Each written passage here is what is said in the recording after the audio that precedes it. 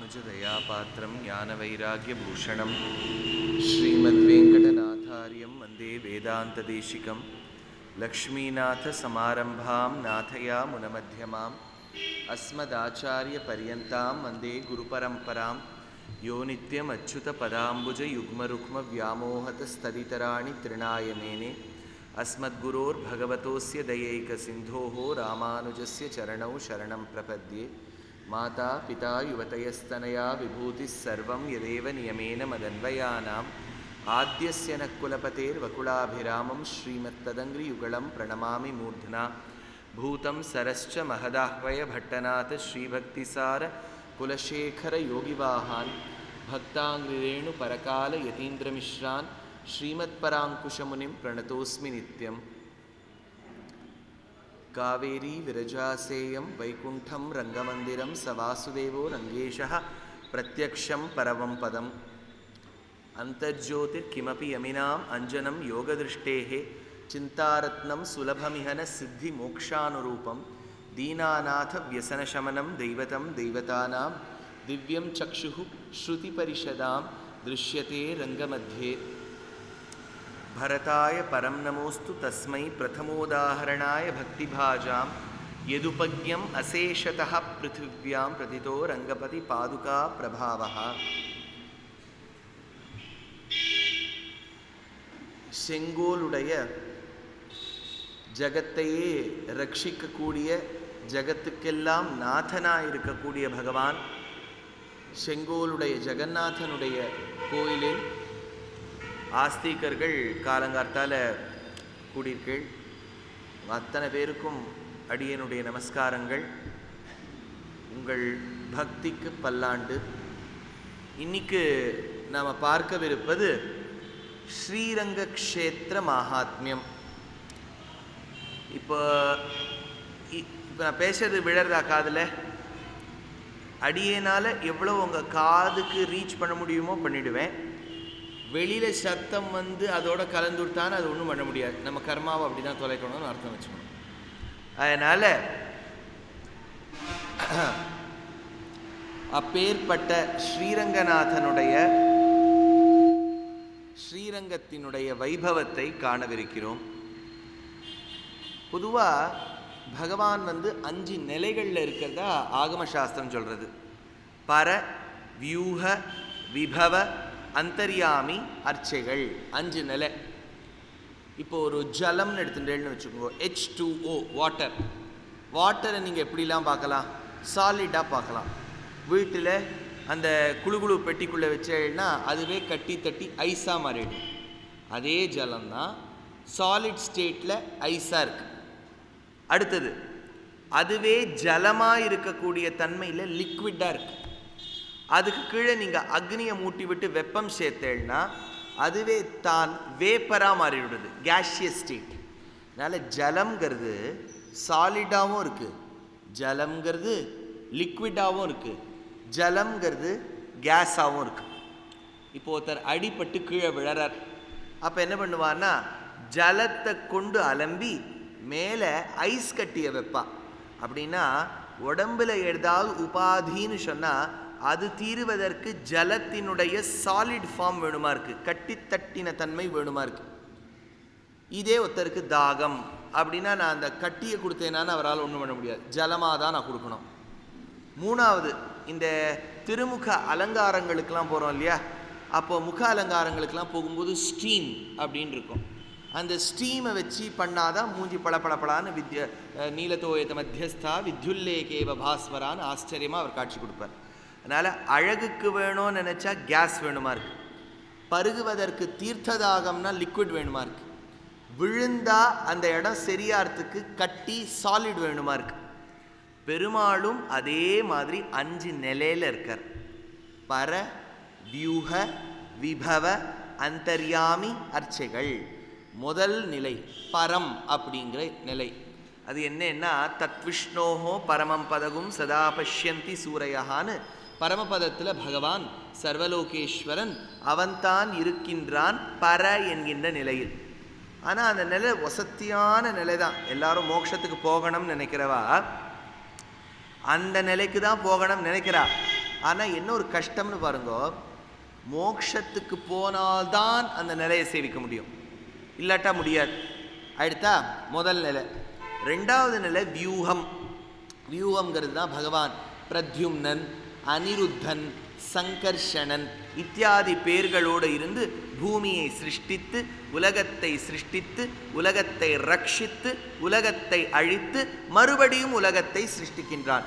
இதெல்லாம் பண்ணுறது பகவான் வியூகம்ங்கிற நிலையில்.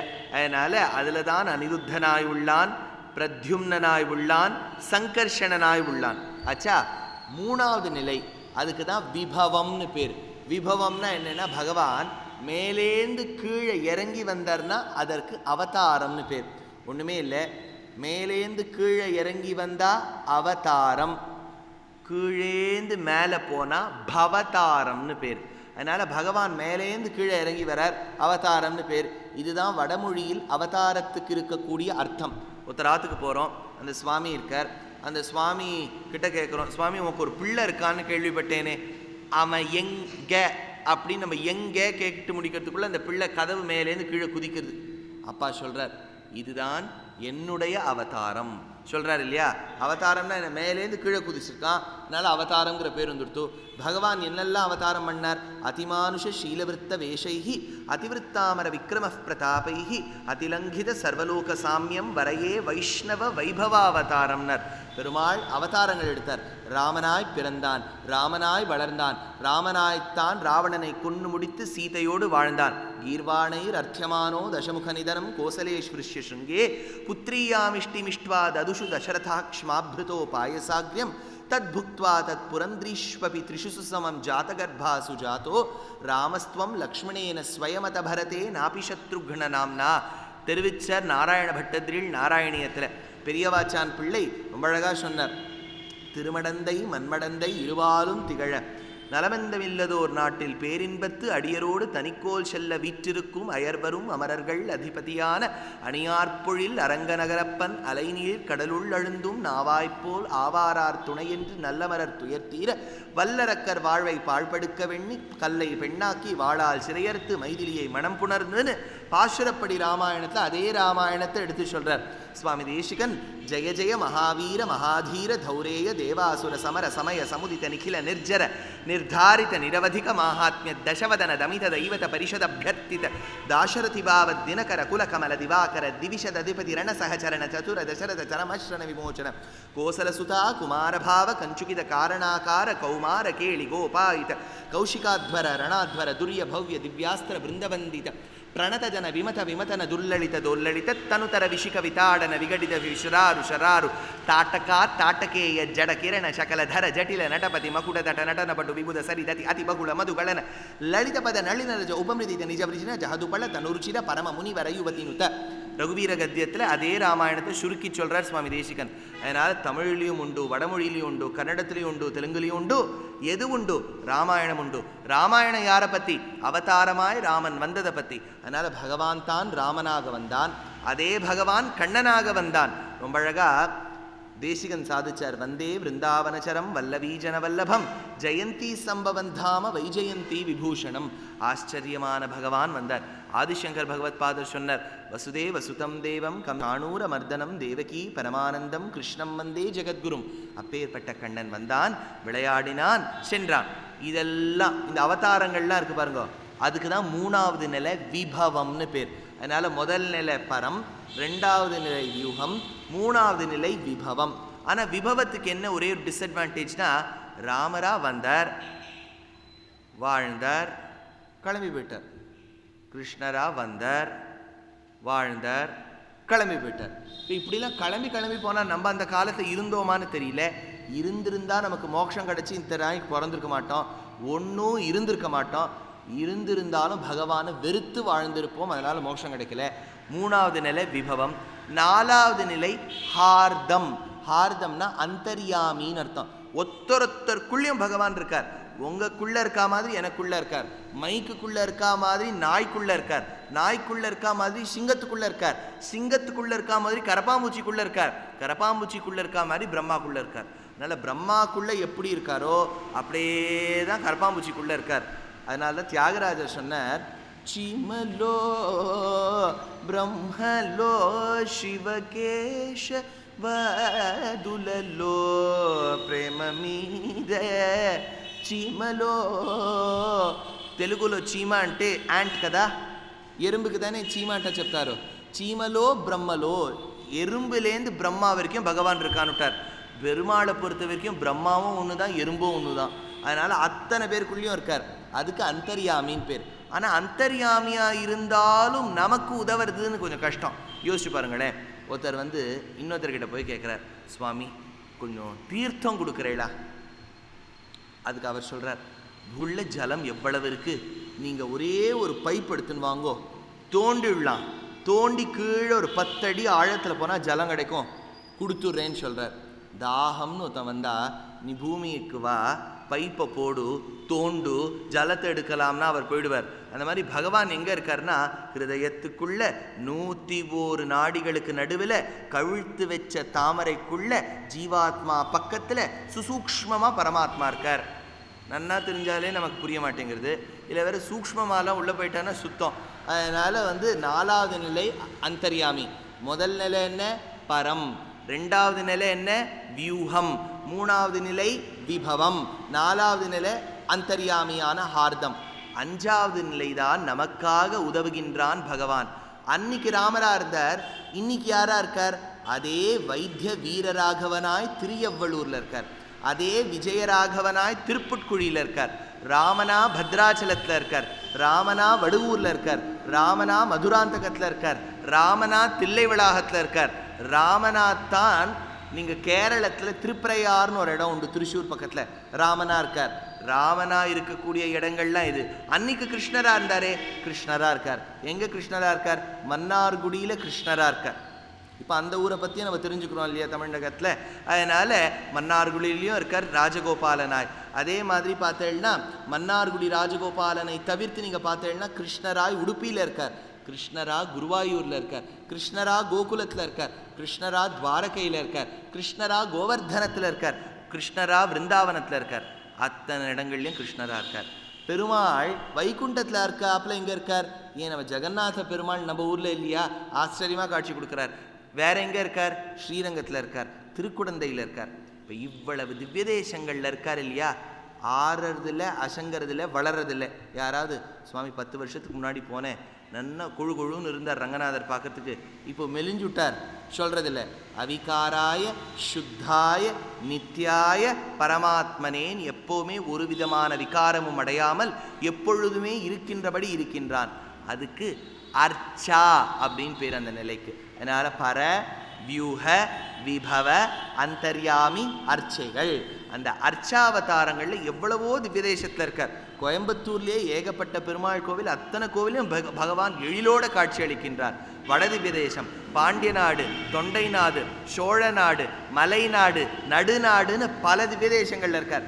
விதேசங்கள் ஒன்றுமே இல்லை. இப்போ அமெரிக்கா போனேன்னா ஊருக்கு ஊரு, தெருவுக்கு தெரு கோவிலை கட்டி வச்சு பிரமாதமாக இருக்கார் பெருமாள். எல்லா இடத்துலையும் இருக்கார். ஆனால் இந்த திவ்யதேசங்கள் எல்லாமே இலை ஸ்தானம். இந்த திவ்யதேசங்கள் எல்லாமே பழஸ்தானம். இந்த இலைகள், இந்த திவ்யதேசங்கள் எல்லாமே கிளை ஸ்தானம். ஒரு மரத்துக்கு கிளை முக்கியம், மரத்துக்கு இலை முக்கியம், மரத்துக்கு பழம் முக்கியம். ஆனால் மரத்துக்கு ரொம்ப ரொம்ப முக்கியம் கீழே இருக்கக்கூடிய வேர். அந்த மாதிரி உலகத்தில் எத்தனையோ திவ்யதேசங்கள் இருந்தாலும் வேறு ஸ்தானத்தில் இருக்கக்கூடிய திவ்யதேசம்தான் ஸ்ரீரங்கம் என்கின்ற க்ஷேத்திரம். அதனால் நம்ம இங்கேருந்து ஆரம்பித்தோம் 5 நிலை. 5வது நிலை அர்ச்சை. அர்ச்சைகளில் பல திவ்யதேசங்கள். அதில் வேறுபட்ட திவ்யதேசமாக இருப்பது திருவரங்கம் என்னும் பெரிய கோவில். அங்கே எப்படி சுவாமி பகவான் வந்தார்னா, புராணம் சொல்கிறது, ஒரு வாட்டி பிரம்மாவுக்கு வீட்டில் ஆராதனம் பண்ணணும்னு ஆசையாம். அப்படி ஆசைப்படுறதுல தப்பில்லை. முதல்ல மாமி கோஆப்ரேட் பண்ணுவாளான்னு பார்க்கணும் ஆற்றுல இல்லையா? அவருக்கு ஆராதனை பண்ணணும்னு ஆசை. நேர பெருமாள் கிட்ட போய் க்ஷீராப்தியில் அஷ்டாட்சர மந்திரத்தை சொல்லிகிட்டே வந்தார். சுவாமி இந்த அஷ்டாட்சரங்கிறாளே, அந்த 8 எழுத்து மந்திரத்தை தானே ராமானுஜர் அஷ்டாங்க விமானம் திருக்கோஷ்டியூரில் ஏறி நின்று சொன்னார் அப்படின்னு கேட்கலாம். சொல்லலை ராமானுஜர். நன்னா இது தப்பான செய்தி வந்துட்டே இருக்கு. தப்பான செய்தி இப்படி தொடர்ந்துட்டே வரும். ராமானுஜர் ஒரு நாளும் 8 எழுத்து மந்திரத்தை அஷ்டாங்க விமானத்தில் ஏறி சொல்லலை. ஏன்னு கேளுங்கோ, இது ஒரு பெரிய தப்பாயிடும். முதல்ல என்னென்னா, அஷ்டாட்சரம், துவயம், சரமஸ்லோகம் அப்படிங்கிற 3 ரகசியங்கள் ஸ்ரீ வைஷ்ணவ சம்பிரதாயத்தில் ஆச்சாரியன்கிட்ட பஞ்சசம்ஸ்காரம் பண்ணிக்கும் போது கிடைக்கும். பஞ்சசம்ஸ்காரம் பாஷ்யக்காரருக்கு எங்கே ஆச்சு? மதுராந்தகத்தில் ஆச்சு. மதுராந்தகத்தில் தான் பெரிய நம்பிகள் என்கின்ற மகாபூர்ணர் பண்ணி வச்சார். அப்போவே அஷ்டாட்சர மந்திரம் உபதேசம் ஆயிடுது. ஆனால் இப்போ மந்திராதிகளுக்கெல்லாம், சரமஸ்லோகங்களுக்கெல்லாம் அர்த்தத்தை தெரிந்து கொள்ள வேண்டும். சும்மா மந்திரத்தை தெரிஞ்சுண்டா மட்டும் போராது, அர்த்தத்தோடு தெரிஞ்சுக்கணுங்கிறதுக்காக பாஷ்யக்காரர் ஸ்ரீரங்கத்திலிருந்து தினமும் நடந்து வருவராம். திருக்கோஷ்டியூரில், திருக்கோட்டியூர் நம்பியிடத்தில் அர்த்தத்தை தெரிந்து கொள்ள வேண்டும் என்பதற்காக நடந்து வருவர். ஊருக்குள்ளே வந்துட்டு எது திருக்கோஷ்டியூர் நம்பி வீடுன்னு கேட்பார். அது சுவாமின்னு சொல்லும்போது இருக்கிற இடத்துலேருந்து விழுந்து சேவிப்பார். தலைப்பட்ட இடத்துல நிற்பர், விழுந்து சேவிப்பார். அப்படி வீட்டுக்கு போவார். அடியேன் ராமானுஜன் வந்துள்ளேன் சுவாமி சொல்லுவர். ராமானுஷா இன்று வேண்டாம், நீ நாளை வா சொல்லுவர். மறுபடியும் ஸ்ரீரங்கத்துக்கு நடந்து போவார். அடுத்த நாள் திரும்பி வருவார், சேவிப்பர், கேட்பர். நம்ம போய் இப்படிலாம் கேட்டு நம்ம ஆச்சாரியன் நாளைக்கு வான்னு சொன்னால் அவருக்கு சொல்லித்தர தெரியல, பிடிக்கல போல இருக்குன்னு விட்டுட்டு வந்துடுவோம். இவர் மெனக்கெட்டு 17 வாட்டி நடந்தார். 18வது வாட்டி போகும்போது அந்த சரமஸ்லோகத்தின் அர்த்தத்தை திருக்கோட்டியூர் நம்பி கதவெல்லாம் தாளிட்டு சொல்லி வச்சாராம். அப்போ சொன்னாராம், எவன் ஒருவன் உலகத்தில் எப்பேற்பட்ட இடத்தில் பிறந்திருந்தாலும் சரணாகதி என்பதை செய்தால் பகவான் அவனுக்கோ அவளுக்கோ அதுவுக்கோ மோட்சம் அளிப்பான். திண்ணம் சொல்லி அமிச்சுட்டார். இது 6 இடமும் சொல்லாதே சொல்லி அமிச்சார். பாஷ்யக்காரர் பார்த்தார், நல்ல விஷயங்கள் எதுக்கு நம்ம கிட்ட மட்டும் இருக்கணும். உடனே அஷ்டாங்க விமானம் ஏறி என்ன சொன்னார்? ஊர் மக்களே அப்படின்னு கத்தினார். சுவாமி அவர் கத்தினார்னா எல்லாரும் வந்துருவாளா? இவ்வளவு வண்டி சத்தம் அப்போ இருந்திருந்தா யாரும் வந்திருக்க மாட்டா. அப்போ இந்த வண்டி சத்தலம் எல்லாம் இல்லாதபடியால் ஊர் மக்களுக்கு கேட்டிருக்கு. 2வது பாஷ்யக்காரருடைய குரலும் கணீர்னு இருந்திருக்கும் போல இருக்கு. ஊர் மக்களே கூட்டார். எல்லாரும் வந்தா. எல்லாரும் வந்துட்டேளா? ஒரு விஷயம் சொல்கிறேன், உங்களுக்கெல்லாம் வாழ்க்கை பிடித்திருக்கிறதா இல்லையா?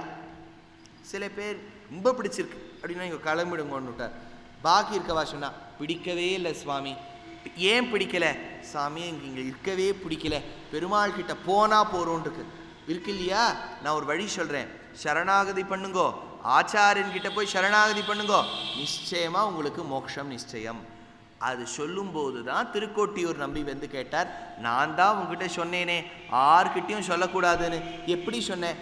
அப்பா உனக்கு நரகம் கிட்டுமே, ஏன்னா நீ இப்படிலாம் சொல்லிட்டியானா உனக்கு நரகம் கிட்டுமே. அதுக்கு பாஷ்யக்காரர் சொன்னாராம், அடியேன் ஒருவனுக்கு நரகம் கிட்டி மற்றவர்களின் அனைவருக்கும் வைகுண்டம் கிட்டினால் அது சரி, நான் ஒப்புத்துக் கொள்கிறேன்.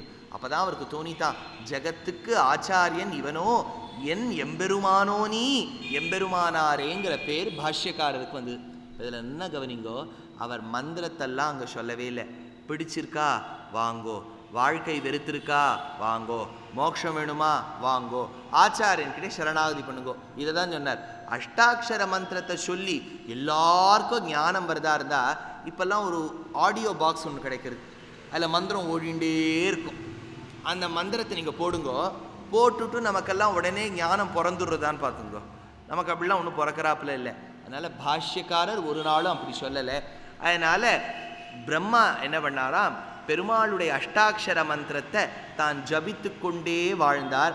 பல பல பல சதுர்யுகங்கள் கழிந்த பிறகு ஆச்சரியமான ஒரு கோவில் விமானத்தோடு தோன்றியது.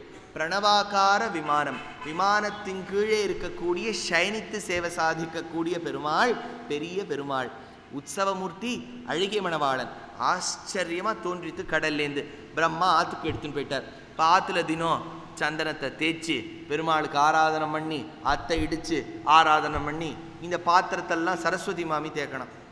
அவள் பார்த்தா நமக்கு இவர் வேலை கொடுத்துட்றாரு போல இருக்கு, நான் வீணையை வாசிக்கிறதா உட்காந்து பாத்திரத்தை தேய்ச்சின்னு இருக்கிறதா, இந்த பெருமாளை தூக்கி யார்கிட்டையாவது கொடுத்துடணும்னு நினச்சா.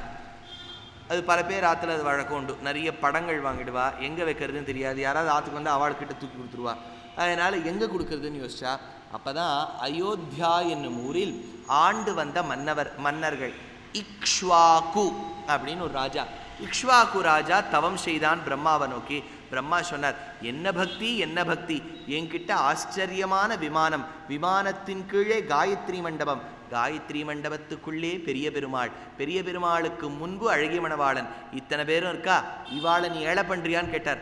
ஓஹோ அஹோபாகியம் அஹோபாகியம்னு சொல்லி அவர் ஏழை பண்ணிட்டு அயோத்தியாவுக்கு போனார். அந்த ஊர்ல ஸ்தாபனம் பண்ணார். இதுதான் நமக்கு குலதனம், இதுதான் நமக்கு குலதெய்வம் அப்படின்னு வாழ்ந்துட்டே வந்தார் தசரதன் இக்ஷ்வாகு. இது இப்படி ஒரு மன்னரால் ஆராதிக்கப்பட்ட வந்தது. அப்போ ஒரு மன்னன் என்ன பண்ணானா, இந்த பெருமாள் ஸ்ரீரங்கத்து பெருமாள் அன்னைக்கு அயோத்தியாவில் இருக்கும்போது ஒரு நாள் ஒரு பெரிய சதஸ்ஸு கூட்டினான். சதஸ்ஸு கூட்டும்போது தெற்கு பாரதத்திலேருந்து சோழராஜா, சேரராஜா, பாண்டியராஜா, பல்லவராஜா இவ எல்லாரும் போயிருக்கா வடக்குக்கு. வடக்குக்கு போகும்போது சிட்டி டூர். இப்போ ஒன்றுமே இல்லை, இப்போ கோயம்புத்தூருக்கு 4-5 டெலிகேட்ஸ் வரான்னு வச்சுக்கோங்களேன் விதேசங்கள்லேருந்து. அப்போ ஏற்பாடு பண்ணவா என்ன பண்ணுவா, ஒரு நாள் நான் அவங்கள ஊரை சுற்றி காமிக்கிறேன்னு காமிப்பா பாருங்க. அந்த மாதிரி இவர் என்ன பண்ணாரா, ஊரை சுற்றி காமிக்கலாம் அப்படிங்கிறதுக்காக ஊரை சுற்றி காமிச்சா.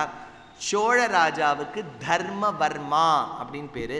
தர்மவர்மாங்கிற சோழராஜா என்ன பண்ணான்னா, நேராக போய் பார்த்தான், ஊரெல்லாம் பார்த்துன்னு வந்தான்.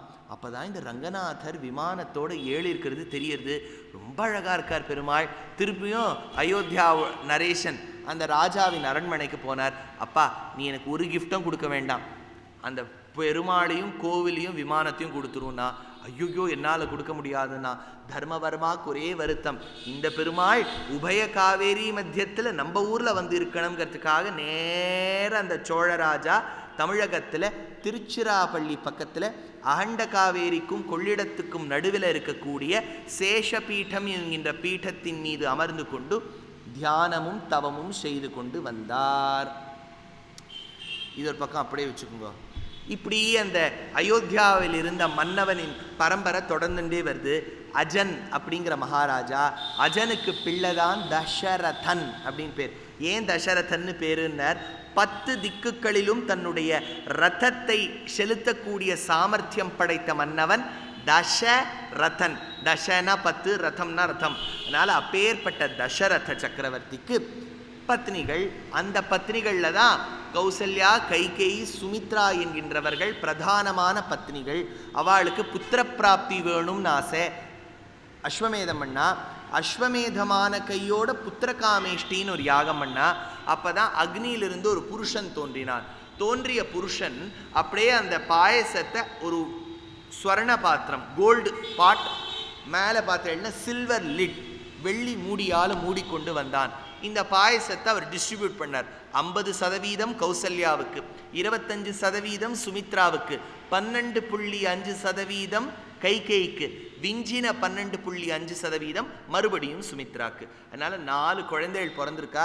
ஆச்சரியமான குழந்தைகள் பிறந்து ராம, பரத, லக்ஷ்மண, சத்ருக்னங்கிற பேர்ல வாழ்ந்து வந்தார்கள், வளர்ந்து வந்தார்கள். வசிஷ்டர் என்னும் ஒரு மகான் கிட்ட ஆச்சரியமா பாடம் படிச்சா. இதெல்லாம் ஆச்சு. பாடம் படிச்ச கையோட ராமனுக்கு வயசு 12. விஸ்வாமித்திரர் வந்தார். தசரதா உன் பிள்ளையை கொடு, கரிய செம்மல் ஒருவனை தந்திடுதி சொன்னார் கம்பர். கொடுன்னார். தசரதர் முதல்ல மறுத்துட்டார். என் குழந்தை, என் உயிரை கேட்கிறே விஸ்வாமித்திரரே. அப்புறம் வசிஷ்டர் வந்து தடுத்தார். இல்லப்பா, விஸ்வாமித்திரர் கேட்டால் நல்ல காரியத்துக்கு தான் கேட்பார், குடு. அந்த காலத்தில் ராமன் வாங்கினால் லக்ஷ்மணன் இலவசம், இலவசம்னு விற்கிறா இல்லையா, 1+1 ஆஃபர். அதில் ராமர் வாங்கினா லக்ஷ்மணர் வந்துடுவார். ஏன்னு பெரியவாச்சான் பிள்ளை கேட்டார். சரீரம் சென்றால் நிழலை விட்டு பிரியுமோ, உடம்புன்னு ஒன்று நடந்தால் நிழலை விட்டு பிரியுமா? ராமன் என்பவன் உடல், அவனுடைய நிழலுக்கு லக்ஷ்மணன்னு பேரான். 2 பேரும் காட்டுக்கு நடந்து போனா தாட்ட கையை கொன்னு முடிச்சார் ராமர். அதை கம்பர் ரொம்ப அழகா சொல்றார். சொல்லுவக்கும் கடியவேக சுடுசரம் கரிய செம்மல் அல்லுவக்கும் நிறத்தினாள் மேல் விடுதலும் அது வைரக்குன்றின் கல்லுவக்கும் நெஞ்சிற் தங்காது அப்புறம் கழன்று கல்லா புல்லர்க்கு நல்லோர் சொன்ன பொருள் என போயித்தன்றே ஆச்சு. அடுத்தது வந்தா யஜ்ஞ சம்ரக்ஷணம் பண்ணும்போது சுபாகுவை கொன்னு மாரீச்சனை ஓட்டி விட்டா. அதை தான் சுவாதி திருநாள் சொல்றார். தினகரன்வய திலகம் दिव्यगाधिसूत सवन वनरचित सुबाहुमुखवदं அஹல்யா பவனம் அனகமீஷ சாபபங்கம் ஜனகசூத பிராணேஷோ கனகுப்பித பிருகுராம கர்வஹரமித சாகேதம் பாவயாமி ரகுராமோ பௌவ்ய சுகுணராமோ பாவயாமி ரகுராமோ. சுபாகுவை கொன்னு மாரீச்சனை ஒட்டி விட்டு அகல்யோத்தாரணம் பண்ணார். அதை தான் கம்பர் சொல்றார், மைவண்ணத்து அரக்கிபோரில் மழை வண்ணத்து அண்ணலே உன் கைவண்ணம் அங்கு கண்டேன் கால்வண்ணம் இங்கு கண்டேன். ராமர் நடந்து வந்தார். சீதையை கன்னிமாடத்தில் பார்த்தார். கன்னிமாடத்தில் பார்த்து ஆச்சரியமான பாசுரத்தை வடிச்சார் கம்பர். என்னலும் நலத்தினாள் இணைகள் நின்றொழி கண்ணோடு கண்ணினை கவ்வி ஒன்றை ஒன்று உண்ணவும் நிலை பெறாது உணர்வு ஒன்றிட அண்ணரும் நோக்கினான் அவளும். இது ஒரே ஒரு பாசுரம் தான் நமக்கு தெரிஞ்சிருக்கு கம்பராமாயணத்தில். என் மெனக்கெட்ட ஒரு 10,348 பாடல் எழுதி வச்சிருக்கார். அதனால அண்ணரும் நோக்கினான் அவளும் நோக்கினாள் ஆச்சு. ராமருக்கும் சீதைக்கும் பார்த்த உடனே பிடிச்சு போயிடுத்து. ராமர் போய் வில்லை எடுத்தார், தன்னுடைய பலசக்தியை காட்டினார். உடனே ஜனகர் வந்து தசரதருக்கு அழைப்பு விடுத்தார். தசரதர் வந்தார். ராமனுக்கு சீதையையும், லக்ஷ்மணனுக்கு உர்மிளையையும், பரதனுக்கு மாண்டவியையும், சத்ருக்னனுக்கு ஸ்ருதகீர்த்தி அப்படிங்கிறவளையும் கல்யாணம் பண்ணி வச்சா. ராமருக்கு கல்யாணம் ஆகும்போது வயசு 12, சீதைக்கு வயசு 6. 12 வருஷ காலம் கல்யாணமாகி அயோத்தியால சுகமாக வாழ்ந்தார்கள். ராமருக்கு வயசு இப்போ 24, முடிஞ்சு 25வது வயசு ஆரம்பிக்கிறது. சீதைக்கு வயசு 18. தசரத சக்கரவர்த்தி கண்ணாடி எதிர்க்க போய் நின்னார். ஒரே ஒரு வெள்ளை முடி அவருக்கு இருந்துதான். இவ்வளோ வருஷம் ஆண்டும் ஒரே ஒரு வெள்ளை முடி தான் வருகும். அது சொல்லித்தான், தசரதா இந்த ராஜ்யத்தை உன் பிள்ளையான ராமன் கிட்ட கொடு. நரைத்தது ஓர் மயிர்னர் கம்பர். அதனால தம் கர்ண மூலமாகத்தே ராமேர் ஸ்ரீன்யஸ்யதாமிதி கைகேயி சங்கையேவாக பரிதச்சத்மனா ஜரா சொன்னார். உடனே ராமனுக்கு பண்ணி கொடுக்கணும்னு நினைச்சார். அந்த காலத்துலலாம் யாரு ராஜாவாகலாம் அப்படின்னு கேட்டா அது வந்து கிட்டத்தட்ட டைனஸ்டி அப்படின்னு பேர். அப்பா ராஜாவா இருப்பார், அவருக்கு பிறந்த பிள்ளை தான் அடுத்த ராஜாவாவா, அவருக்கு பிறந்த பிள்ளை தான் அடுத்த ராஜாவாவா. அதனால பாமரர்கள் யாரும் ஆக முடியாது. ராஜா, அவர் பிள்ளை, அவர் பிள்ளை, அவர் பிள்ளை, அவர் பிள்ளை. அதனால இப்படிதான் ராஜாக்கள் ஆக முடியும். இதுக்கு ஆங்கிலத்தில் டைனஸ்டி அப்படின்னு பேர். அப்படிதான் அவர். ஆனா அது டைனஸ்டியாக இருந்தாலும் ராஜாக்கள்லாம் தம் பிள்ளைய அடுத்த ராஜான்னு தேர்ந்தெடுப்பதற்கு பூர்வம் மக்கள் கிட்ட வந்து கேட்பா, சுவாமி என் பிள்ளைய ஆக்கலாமா, நீங்க என்ன சொல்றீள்? மக்கள் சரின்னு சொன்னால்தான் அவருடைய பிள்ளைய ராஜாவாக்க முடியும். பார்த்தேன்னா டைனஸ்டி தான். ஆனால் எப்போ ஜனங்களின் அந்த கருத்தை கேட்குறாளோ அப்போ அது ஜனநாயகம் ஆயிடுத்து. அதனால் டைனஸ்டின்னு பேர். ஆனால் ஜனநாயகமாக தான் அவள் மக்களை தேர்ந்தெடுத்தா. இப்போ ஜனநாயகம்னு பேர், ஆனால் அவா பிள்ளை தான் ராஜாவாயின்னு வந்துருக்கா இல்லையா. அப்போ டைனஸ்டின்னு பேர், டெமோக்ரஸி இருந்தது. இப்போ டெமோக்ரஸிங்கிற பேரில் டைனஸ்டி தான் இருக்குது. அதனால் அப்பேற்பட்ட தசரதர் போய் மக்கள் கிட்ட கேட்டால், மக்கள் சொன்னாலாம், இச்சாமோகி மகாபாகும் ரகுவீரம் மகாபலம் கஜேன மகதாயாந்தம் ராமம் சத்ரா விருத்தானனம். ராமன் ராஜாவாய் பார்க்கணும் ஆசை தசரதரே சொன்னான். தசரதருக்கு ஒரே சந்தோஷம். உடனே வசிஷ்டருக்கு தெரிய வந்துடுத்து. வசிஷ்டர் என்ன பண்ணாராம், ராமா இங்கு வா சொன்னார். ராமர் கேட்டார், என்னென்னர்? நாளைக்கு உனக்கு யுவராஜ பட்டாபிஷேகம், அதனால நீயும் சீதையும் போய் குலதெய்வமாக இருக்கக்கூடிய ரங்கநாதரை வழிபட்டுட்டு வாங்கோ சொன்னார். ராமரும் சீதையும் நேர கோவிலுக்கு போனால் ரங்கநாதர் பக்கத்தில் அதாவது கோவில் வாசலில் வந்து படுத்துனுட்டு அன்றைக்கி ராத்திரி முழுக்க தங்கினா. அதை வர்ணிக்கிறார் வால்மீகி.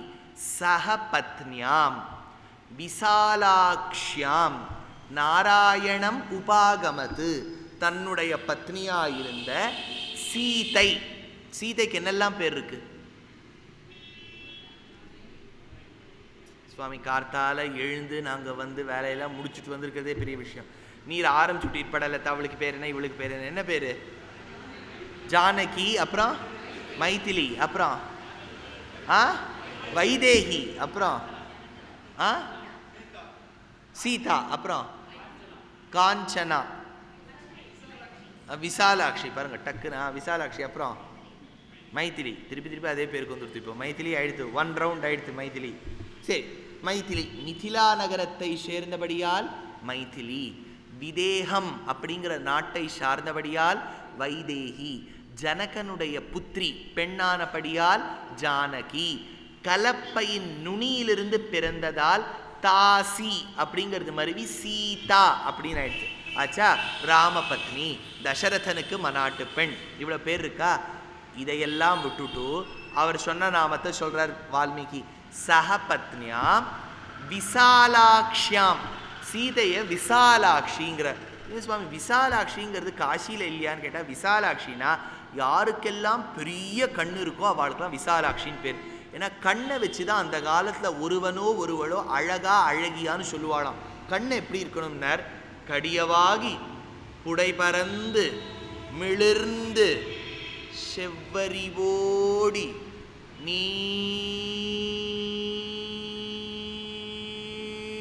நீண்டவ பெரியவாய கண்கள்னர் ஆழ்வார். கண்ணிலேருந்து ஆரம்பிச்சு போயிட்டே இருந்து காது வரைக்கும் நீண்டு இருக்கணுமா. ஆற்றுல போய் பார்த்துக்கோங்க, நமக்கெல்லாம் எவ்வளோ பெருசாக இருக்குன்னு. நம்மளால் தேவையில்லை. சீன தேசத்துக்கெல்லாம் போயிட்டேன்னா நீங்கள் தேடிகிட்டே இருக்க வேண்டியது தான் கண்ணை. அதனால் கண்ணுங்கிறது அவ்வளோ பெருசாக இருக்கணுமா. அப்பேற்பட்ட கண்ணுக்கு தான் அழகு அப்படிங்கிறார். கண்ணில் எதை தீட்டிப்பான்னா மை அப்படிங்கிறத தீட்டிப்பா இல்லையா. மை அது என்ன, இப்போ ஐடெக்ஸாக என்னது அது சிமிழ் மாதிரி வருமே, இப்போல்லாம் பேனா மாதிரி ஒன்று வருது. ஏன்னா எங்காத்துலேயும் வாங்குறா பாருங்கள், அதெல்லாம் தெரியும். அதனால் இந்த மைங்கிறத எதுக்கு தீட்டிப்பா அப்படின்னு கேட்டால், மையை தீட்டிக் கொண்டால் பார்வை தீக்ஷணமாக தெரியுமா. நீங்கள் தீட்டின்னு வாங்க, இன்றைக்கி சாயங்காலம் உபன்யாசத்துக்கு பாகவதம் தீட்டின்னு வாங்க, கடைசி ரோவில் உக்காந்துக்குங்கோ. இந்த சுவாமியுடைய வேஷ்டியில் கரை எவ்வளவு பெருசாக இருக்குங்கிறது உங்களுக்கு பின்னாடி உட்காரும் போதே தெரியும், மை தீட்டி கொண்டால். எடுத்தா முதல் காரணம். ரெண்டாவது, மை தீட்டிண்டா கருநிறம் இருப்பதால் திருஷ்டி விலகும். திருஷ்டி பெரியவாள்லாம் சொல்லுவா பாருங்க, கண்ணு பட்டு போயிடுத்து திருஷ்டி ஆயிடுத்து போடுறதுக்கு ஒன்றுமே இருக்காது இவர்கிட்ட. ஆனாலும் பெரியவாள்லாம் சொல்லுவா திருஷ்டி பட்டு போயிடுத்துன்னு. யசோதையும் அப்படி நினைத்தாளாம். கண்ணனின் அழகில் மனமயங்கிய கோபஸ்திரீகள் வரும்போது, வண்ண மாடங்கள் சூழ் திருக்கோட்டியூர் கண்ணல் கேசவன் நம்பி பிறந்தினில் எண்ணெய் சுண்ணம் எதிரெதிர் தூவிட கண்ணல் மூற்றம் கலந்தளராயிற்றே ஓடுவார் விழுவார் உகந்தளிப்பார் நடுவார் நம்பிரான் எங்குற்றான் என்பார் பாடுவார்களும் பற்பரை கொட்ட நின்று ஆடுவார்களும் ஆயிற்றாய் படியே பேணி சீருடை பிள்ளை பிறந்தினில் காணத்தாம் புகுவார் பூக்கு போதுவார் காணோப்பார்களும் ஓடில்லை காண் திருவோணத்தான் உலகாளும் என்பார்களே. கிருஷ்ணரை பார்த்து கோபஸ்திரீகள் எவ்வளவு அழகுன்னு சொன்னோன்னு யசோதை பார்த்தாளாம். நம்ம குழந்தையை பார்த்து இப்படி சொல்லப்படாதே, இப்படி திருஷ்டி போடுறாளே. அதனால மைய எடுத்தாளாம். மைய பகவானுடைய அழகான கபோலத்தில் வச்சாளாம். என்ன ஒன்றுன்னார் ஆழ்வார், வச்சது எங்கேன்னு தெரியலையாம். ஏன்னா மையினுடைய நிறமும் பகவானுடைய நிறமும் ஒரே மாதிரி இருக்கான். அதனால மையை எங்கே வச்சோன்னே தெரியலையாம். இப்படி தோணி போயிட்டான். நமக்கு ஒரு வேளை மை கீ ஆயிடுத்துன்னா இவர் உடம்புலேருந்து எடுக்கலாமோ, அவ்வளோ கருப்பு. இந்த கருப்புலேயே 2 வித்தியாசம் உண்டு. கருப்பு ரெண்டாவது தான் கிருஷ்ணர். அதனால அப்பேற்பட்ட அழகன். மையை தீட்டிக்கொண்டால் பார்வை தீக்ஷ்ணமாக தெரியும், மையை தீட்டிக்கொண்டால் திருஷ்டி விலகும். மூணாவது காரணம் சாஸ்திரம் சொல்றது, மையை தீட்டிண்டா பூமிக்குள்ள இருக்கக்கூடிய புதையெல்லாம் கண்ணுக்கு தெரியுமா. போட்டு தான் பாருங்களேன், நாளைக்கு ஏதாவது தெரியறதான்னு பாருங்க. என்னென்னா, நம்ம ஊரில் இந்த டெலிஃபோன் லைனுக்கும் எலக்ட்ரிசிட்டி லைனுக்கும் தோண்டி தோண்டி தோண்டி எல்லா புதையெல்லாம் வெளில எடுத்தாச்சு. இல்லையா? அதனால் இப்போ தெரியறதுக்கு ஒன்றும் இல்லை. பட்டர் எடுத்தார் அந்த விஷயத்தை தேசிகன் தத்துவமுக்தா கலாபத்தில் சாதிக்கிறார். லக்ஷ்மி நேத்ரோத்பல ஸ்ரீஹி சதத பரிச்சயா தேச சம்பத்தியமான நாபி நாளீ கரிங்கன் மதுகர பட்டலி தத்த ஹஸ்தா அவலம்ப அஸ்மாக்கம் சம்பதோகான் நவிரள துளசி தாமசன் ஜாத பூமா காளிந்தி காந்திஹாரி கலையது வபுஷா காளிமா கைட்டபாரேஹேனர். அப்பேற்பட்ட மையை தீட்டிக்கொண்டு பெரிய கண்களை உடைய ஸ்ரீ மகாலட்சுமியான சீதாதேவி விசாலாட்சிங்கிற பேரோட ராமரோட வந்திருக்கா. ஏன் கண்ணை பெருசுன்னு சொல்லணும்னார், ராமர் ரங்கநாதரை ஆராதனை பண்றார். நன்னா கவனிங்கோ, ரங்கநாதன் மேல அயோத்தியால தான் இருந்தார். அந்த ரங்கநாதரை ஆராதனை பண்ணது சாக்ஷாத் ராமரே அவரையே ஆராதனை பண்ணிக்கிறார். ஏன்னு கேட்டார், இப்போ ஒருத்தருக்கு சமையல் பண்ணி போடுறோம், போட்டால் சில பேர் இருப்பா, உப்பு கொஞ்சம் இருக்கலாம், காரம் ஜாஸ்தியாகிடுது, இனிப்பு இருந்திருக்கலாமோ, தப்பு சொல்கிறா. அந்த மனைவி பார்த்தா, உங்களுக்கு நீங்களே தெளிக பண்ணிக்க வேண்டியது தான், ஏன்னா நான் என்ன பண்ணாலும் தப்பு கண்டுபிடிக்கிறேன் அப்படின்னா என்ன பண்ணாலும் தப்பு கண்டுபிடிக்கிறார். அவர் உண்பதற்கு அவரே தெளிக பண்ணுறவராக மாறணும். பகவான் பார்த்தார், தனக்கு யாரெல்லாம் ஆராதனை பண்ணுறாலோ எல்லா ஆராதனைக்கும் தப்பு சொன்னார். பார்த்தார், சரி நம்மளே நமக்கு ஆராதனை பண்ணிக்க வேண்டாம்னு பகவானே தான் ராமனாக வந்தார், பகவானே ரங்கநாதனாக வந்தார். ரங்கநாதனை பெருமாளான ராமர் ஆராதனை பண்ணார். ராமருக்கு சம்பிரதாயத்தில் பெருமாள் அப்படிங்கிற பேர் உண்டு. பெருமாளான ராமன் ஆராதித்த பெருமாள் பெரிய பெருமாள். அதனால் அந்த பெரிய பெருமாளுக்கு ஆராதனை பண்ணுறார். இப்போ சீத்தை பார்த்தா, இப்போவுமே ஆராதனை பண்ணும்போது ரெண்டு விஷயம் இங்கே எல்லாரும் கவனிச்சிருப்பேன். கண்டையை சேவிக்கணும், இப்படி இப்படி இப்படி இப்படி அடிக்கணும். ஹாரதி எடுக்கணும், அதுக்கு ஆர்த்தின்னு பேர் கிடையாது, ஹாரதி எடுக்கணும். கண்டை சேவிக்கணும்.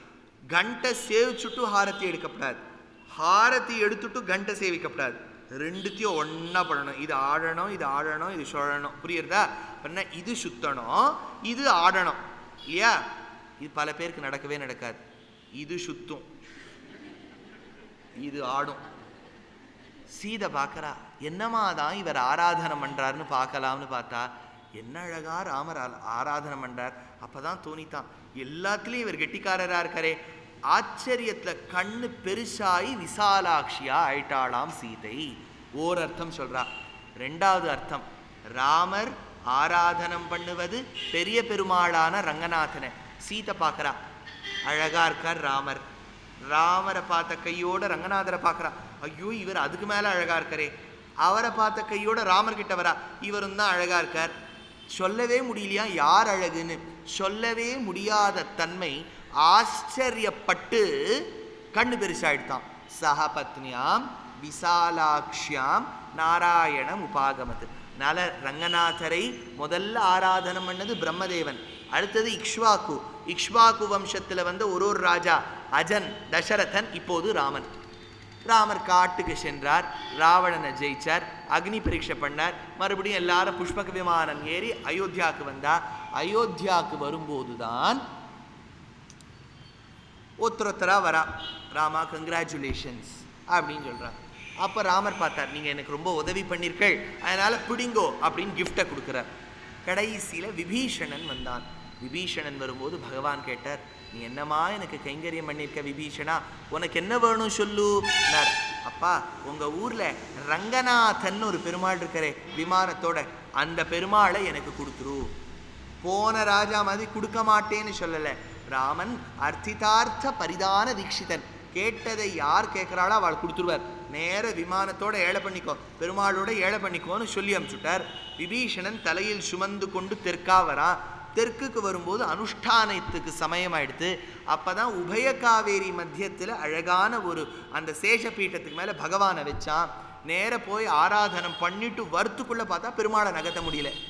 இதில் ஒரு சின்ன சரித்திரம் என்ன சொல்லுவான்னா, பிள்ளையார் கணபதியானவர் ஒரு சிறு பிள்ளையாக வந்து நான் பார்த்துக்கிறேன்னு சொன்னார் அப்படின்னு தானே எல்லாரும் அதுதானே கேள்விப்படுறேன். இது புராணத்தில் இல்லை. அவர் வெச்சார்னு இருக்கு, நகர்த்த முடியலேன்னு இருக்கு. அப்போ விபீஷணன் பிரார்த்தனை பண்ணாராம். இப்போ பகவான் சொன்னாராம், கவலைப்படாதே, நான் இங்கே இருந்தாலும் கிழக்க பார்த்து இருக்க போகிறதில்ல, மேற்க பார்த்து இருக்க போகிறதில்ல, வடக்க பார்த்து இருக்க போகிறதில்ல, ஒன்றை பார்த்து இருக்க போகிறேன், தெற்க பார்த்து இருக்க போகிறேன். தென் திசை இலங்கை நோக்கி, நான் தென் திசை உன்னை பார்த்துன்னு இருக்கேன் விபீஷணான்னு சொல்லி வச்சார். உபய காவேரி மத்தியத்தில் ரங்கநாதன் வந்து விட்டார். ஆச்சா, இந்த ஸ்ரீரங்க கோவிலை மன்னர்கள் கட்டி வச்சா போக போக போக காவேரியில் வர மணலால் கோவிலே மூடப்பட்டது. The entire temple was filled with sand. யோசிச்சு பாருங்க, விமானத்தெல்லாம் தாண்டி மண்ணு மூடிடுச்சு. அதுக்கு மேலே ஒரு மரமும் வளர்ந்துடுச்சு. நீங்கள் பல கோபுரங்கள்லாம் பார்த்தீங்கன்னா செடி மரம் எல்லாம் கோபுரத்திலே வளரும். அது மாதிரி விமானத்துக்கு மேலே மரம், மரத்தில் கிளை, கிளையில் அந்த இலைகளுக்கு நடுவில் ஒரு கிளி. அந்த ஊரில் ராஜா ஒருத்தன் வந்துட்டு இருக்கான். ராஜா வரும்போது இப்படி பார்த்தா அப்படியே அந்த கிளி அழகாக பேசுறது. என்ன பேசுறதுன்னு கிட்டக்க போய் கேட்டான். அப்போ தான் அந்த கிளி சொல்லிட்டு, காவேரி விரஜாசேயம் வைகுண்டம் ரங்கமந்திரம் சவாசுதேவோ ரங்கேஷா பிரத்யக்ஷம் பரமம் பதம். அப்பா, காவேரி தான், இங்கு இருக்கக்கூடிய காவேரி தான் வைகுண்டத்தில் ஓடக்கூடிய விரஜை என்னும் நதி. இங்கு இருக்கக்கூடிய வைகுண்டம் தான், இங்க இருக்கக்கூடிய ஸ்ரீரங்கம் தான் அங்கு இருக்கக்கூடிய வைகுண்டம். அங்கு இருக்கக்கூடிய பரவாசுதேவன் தான் இங்கு இருக்கக்கூடிய ரங்கநாதன். அது வைகுண்டம், இது பூலோக வைகுண்டம். சொல்லித்து கிளி. ஒண்ணுமே புரியல ராஜாக்கு. ஆட்களை கூப்பிட்டான், தோண்டுங்கோனா. தோண்டி பார்த்தால்தான் விமானம் வருது. இன்னும் தோண்டி பார்த்தா முழு விமானம் தெரியறது. இன்னும் தோண்டி பார்த்தா காயத்ரி மண்டபம் வருது. இன்னும் மண் எடுத்தா கர்ப்பகிரகம் இருக்கு. இன்னும் மண் எடுத்தா கர்ப்பகிரகத்துக்கு நடுவில் பகவான் காட்சியளித்தான். உடனே அந்த ராஜா, ஏன்னா முன்னாடி தர்மவர்மான்னு ஒரு ராஜா பிரார்த்தனை பண்ணார் இல்லையா, நீ வரணும்னு, பகவான் அங்கே வந்துவிட்டார். ஆச்சு, இப்பேற்பட்ட ராஜாக்கள் எல்லாம் கைங்கரியம் செய்தார்கள். ஆச்சு. இன்னொரு பக்கம் பார்த்தேன்னா, சந்திரன் அப்படிங்கிற சோமனுக்கு தக்ஷன் தன்னுடைய 27 பெண்களை கல்யாணம் பண்ணி கொடுத்தார். ஆனால் இந்த 27 பெண்ணும் நட்சத்திரங்கள். அதில் ஒரு நட்சத்திரம் தான் ரோஹிணி என்னும் நட்சத்திரம். அந்த ரோஹிணியை கண்டா சந்திரனுக்கு ரொம்ப பிடிக்கும். மற்ற பத்னிகளை எங்கேயும் கூட்டுட்டே போக மாட்டான். அவளையாவது புரூக்ஃபீல்டு மாலா, உங்கள் ஊரில் ஒன்று இருக்கே, புரூக்ஃபீல்டு மால்கெல்லாம் இந்த சந்திரன் வந்து ரோஹிணியை கூட்டுன்னு போயிடுவான். ஆனால் மற்ற பத்னிகள்லாம் கூட்டு போக மாட்டான். மற்ற பெண்கள்லாம் போய் அப்பா கிட்ட சொல்லி கொடுத்தா, அப்பா என்னை கண்டுக்கவே மாட்டேங்கிறாருப்பா. உடனே தக்ஷன் கூட்டு சொன்னா, மாப்பிள்ளை வாங்கோ, பாருங்க மற்ற பெண்களையும் புரூக்ஃபீல்டுக்கு கூட்டுன்னு போங்க, ஏன்னா வெறும் ரோஹிணியை மட்டும் கூட்டுன்னு போகிறேன் அப்படின்லாம் சொன்ன உடனே அவர் கண்டுக்கவே இல்லை சந்திரன். அதனால சாபம் ஒன்று கொடுத்தான் தக்ஷன் மாப்பிள்ளைக்கு. உன்னுடைய அழகு என்னும் அந்த மெதப்பில் இருந்த நீ என் மற்ற பெண்களை கனிசிக்காமல் அவமதிக்கின்றாய். ஆதலால் நீ அழகையெல்லாம் இழந்து க்ஷயரோகம் பிடிக்க கடவாய். க்ஷயரோகம்னா குறைஞ்சுட்டே வருது. நிலா பார்த்தேன்னா குறைஞ்சுட்டே வந்து மறைஞ்சு ஏறிண்டே வந்து பௌர்ணமி ஆயிடுறது. அதனால சூரியன் அப்படி இல்லையே. இன்னைக்கு யாராவது பார்த்தேளா, சூரியன் பாதியாக தான் தெரிஞ்சார், இன்னைக்கு சூரியன் காலாக தான் தெரிஞ்சார், சொல்லவே மாட்டா. சூரியன் எப்போவுமே முழுக்க தெரிவார். ஆனால் சந்திரனானவருக்கு தான் க்ஷயரோகம். ஐயோ க்ஷயரோகம் வந்துடுத்தே, எனக்கு எங்கே சாப விமோச்சனம் ஏற்படுங்கிறதுக்காக அந்த சந்திரன் ஸ்ரீரங்க க்ஷேத்திரத்துக்கு வந்தானாம். ஒரு குளம் வெட்டி பகவானை ஆராதனம் செய்தான். அதை தான் இன்றைக்கும் நீங்கள் ஸ்ரீரங்கத்து கோவிலுக்குள்ளே போனேன்னா சந்திர புஷ்கரிணி அப்படின்னு ஒரு சர்க்குலராக ஒரு குளம் இருக்கும், அதில் ஆராதனை பண்ணியிருக்கார். அதனால் சந்திரன் ஆராதித்த குளம், சந்திரன் தியானித்த பகவான், அப்பேற்பட்ட ரங்கநாதன் ஆச்சு. இது இந்த காலத்துக்கெல்லாம் அப்புறம் நாதமுனிகள் காலத்தில் ரங்கநாதரை வழிபட்டுன்னு வந்தார். நாதமுனிகள் தான் 4000 நமக்கு வாங்கி கொடுத்தவர் நம்மாழ்வார்கிட்டேந்து. தாளம் தந்த வள்ளல் அவர். அதனால ஆழ்வார்கள் எப்படி கொண்டாடியிருக்கா, முதல் ஆழ்வார்கள் ஒரு ஆழ்வார் சொல்றார், கருவரங்கத்துள் கிடந்தேன் கைதொழுதேன் கண்டேன் திருவரங்கன் மேயான் திசை. ஆழ்வார்க்கு இருக்கக்கூடிய பக்தியையும் ஸ்ரத்தையையும் ஞானத்தையும் கண்ட அந்த மக்கள் போய் கேட்டாளாம், சுவாமி உங்களுக்கு எப்படி இந்த ஞானம் வந்தது? உபன்யாசத்துக்கு எங்கேயாவது ஜெகநாத பெருமாள் கோவிலில் போனேளா, உங்களுக்கு எப்படி இவ்வளோ விஷயம் தெரிஞ்சதுன்னார். ஆழ்வார் சொன்னார், இந்த ஞானம் இன்றைய நேற்றைக்கு வந்ததல்ல, என் தாயின் கர்ப்பத்துக்குள்ளே இருக்கும்போதே வந்துடுத்துனார். யாரெல்லாம் பாகவத சப்தாகத்துக்கு வர முடிஞ்சதோ 2ஆம் நாள் கபிலோபதேசம்னு சொன்னேன். அந்த கபிலோபதேசத்தை பார்த்தா சின்ன குழந்தை தாயின் கர்ப்பத்தில் இருக்கும்போதே நல்ல விஷயங்கள் கேட்கணும். நல்ல விஷயங்கள் கர்ப்ப காலத்தில் கேட்டால்தான் காலங்காலத்தால் 9 மணிக்கு எத்தனையோ தடைகளையும் மீறி கொண்டு வந்து ஸ்ரீரங்க மகாத்மியம் இங்கே கேட்க முடியும். நீங்கள்லாம் உங்கள் தாயின் கர்ப்பத்தில் இருக்கும்போதே பெருமாளால் கட்டாட்சிக்கப்பட்டவர்கள். கர்ப்பஸ்ரீமான் இங்கே இருக்கிறவா ஒத்தரத்தரும் கர்ப்பஸ்ரீமான். இல்லாட்டா ஸ்ரீரங்கத்து பெருமை சாதாரணமாக யார் காதுக்கு விழுந்துடாது. நீங்களாம் கர்ப்பஸ்ரீமான். அதனால் ஆழ்வார் சொன்னாராம், நான் தாயின் கர்ப்பத்தில் இருக்கும்போதே என் கண்ணுக்கு ஸ்ரீரங்கம் தெரிஞ்சது, கருவரங்கத்துள் கிடந்தேன் கை தொழுதேன் கண்டேன் திருவரங்கன் மேயான் திசைனர் ஆச்சு. அடுத்தது திருமழிசை ஆழ்வார்னு ஒரு ஆழ்வார். மெட்ராஸில் பக்கத்தில் திருமழிசை அப்படின்னு ஒரு ஊர் உண்டு. ஆழ்வார் திருமழிசை ஆழ்வார். அவர் சொல்றார், கொண்டை கொண்ட கோதை மீது தேன் உலாவு கூனி கூன் உண்ட உண்டரங்க ஒட்டி உள் மகிழ்ந்த நாதனூர். அப்பேற்பட்ட பகவான் திருமழிசை ஆழ்வாருக்கு காட்சி கொடுத்தார். திருமழிசை ஆழ்வார் யாரா இருந்தார்னார், அவர் பல பல தர்மங்களில் இருந்து ஸ்ரீ வைஷ்ணவத்துக்கு வந்தவர்.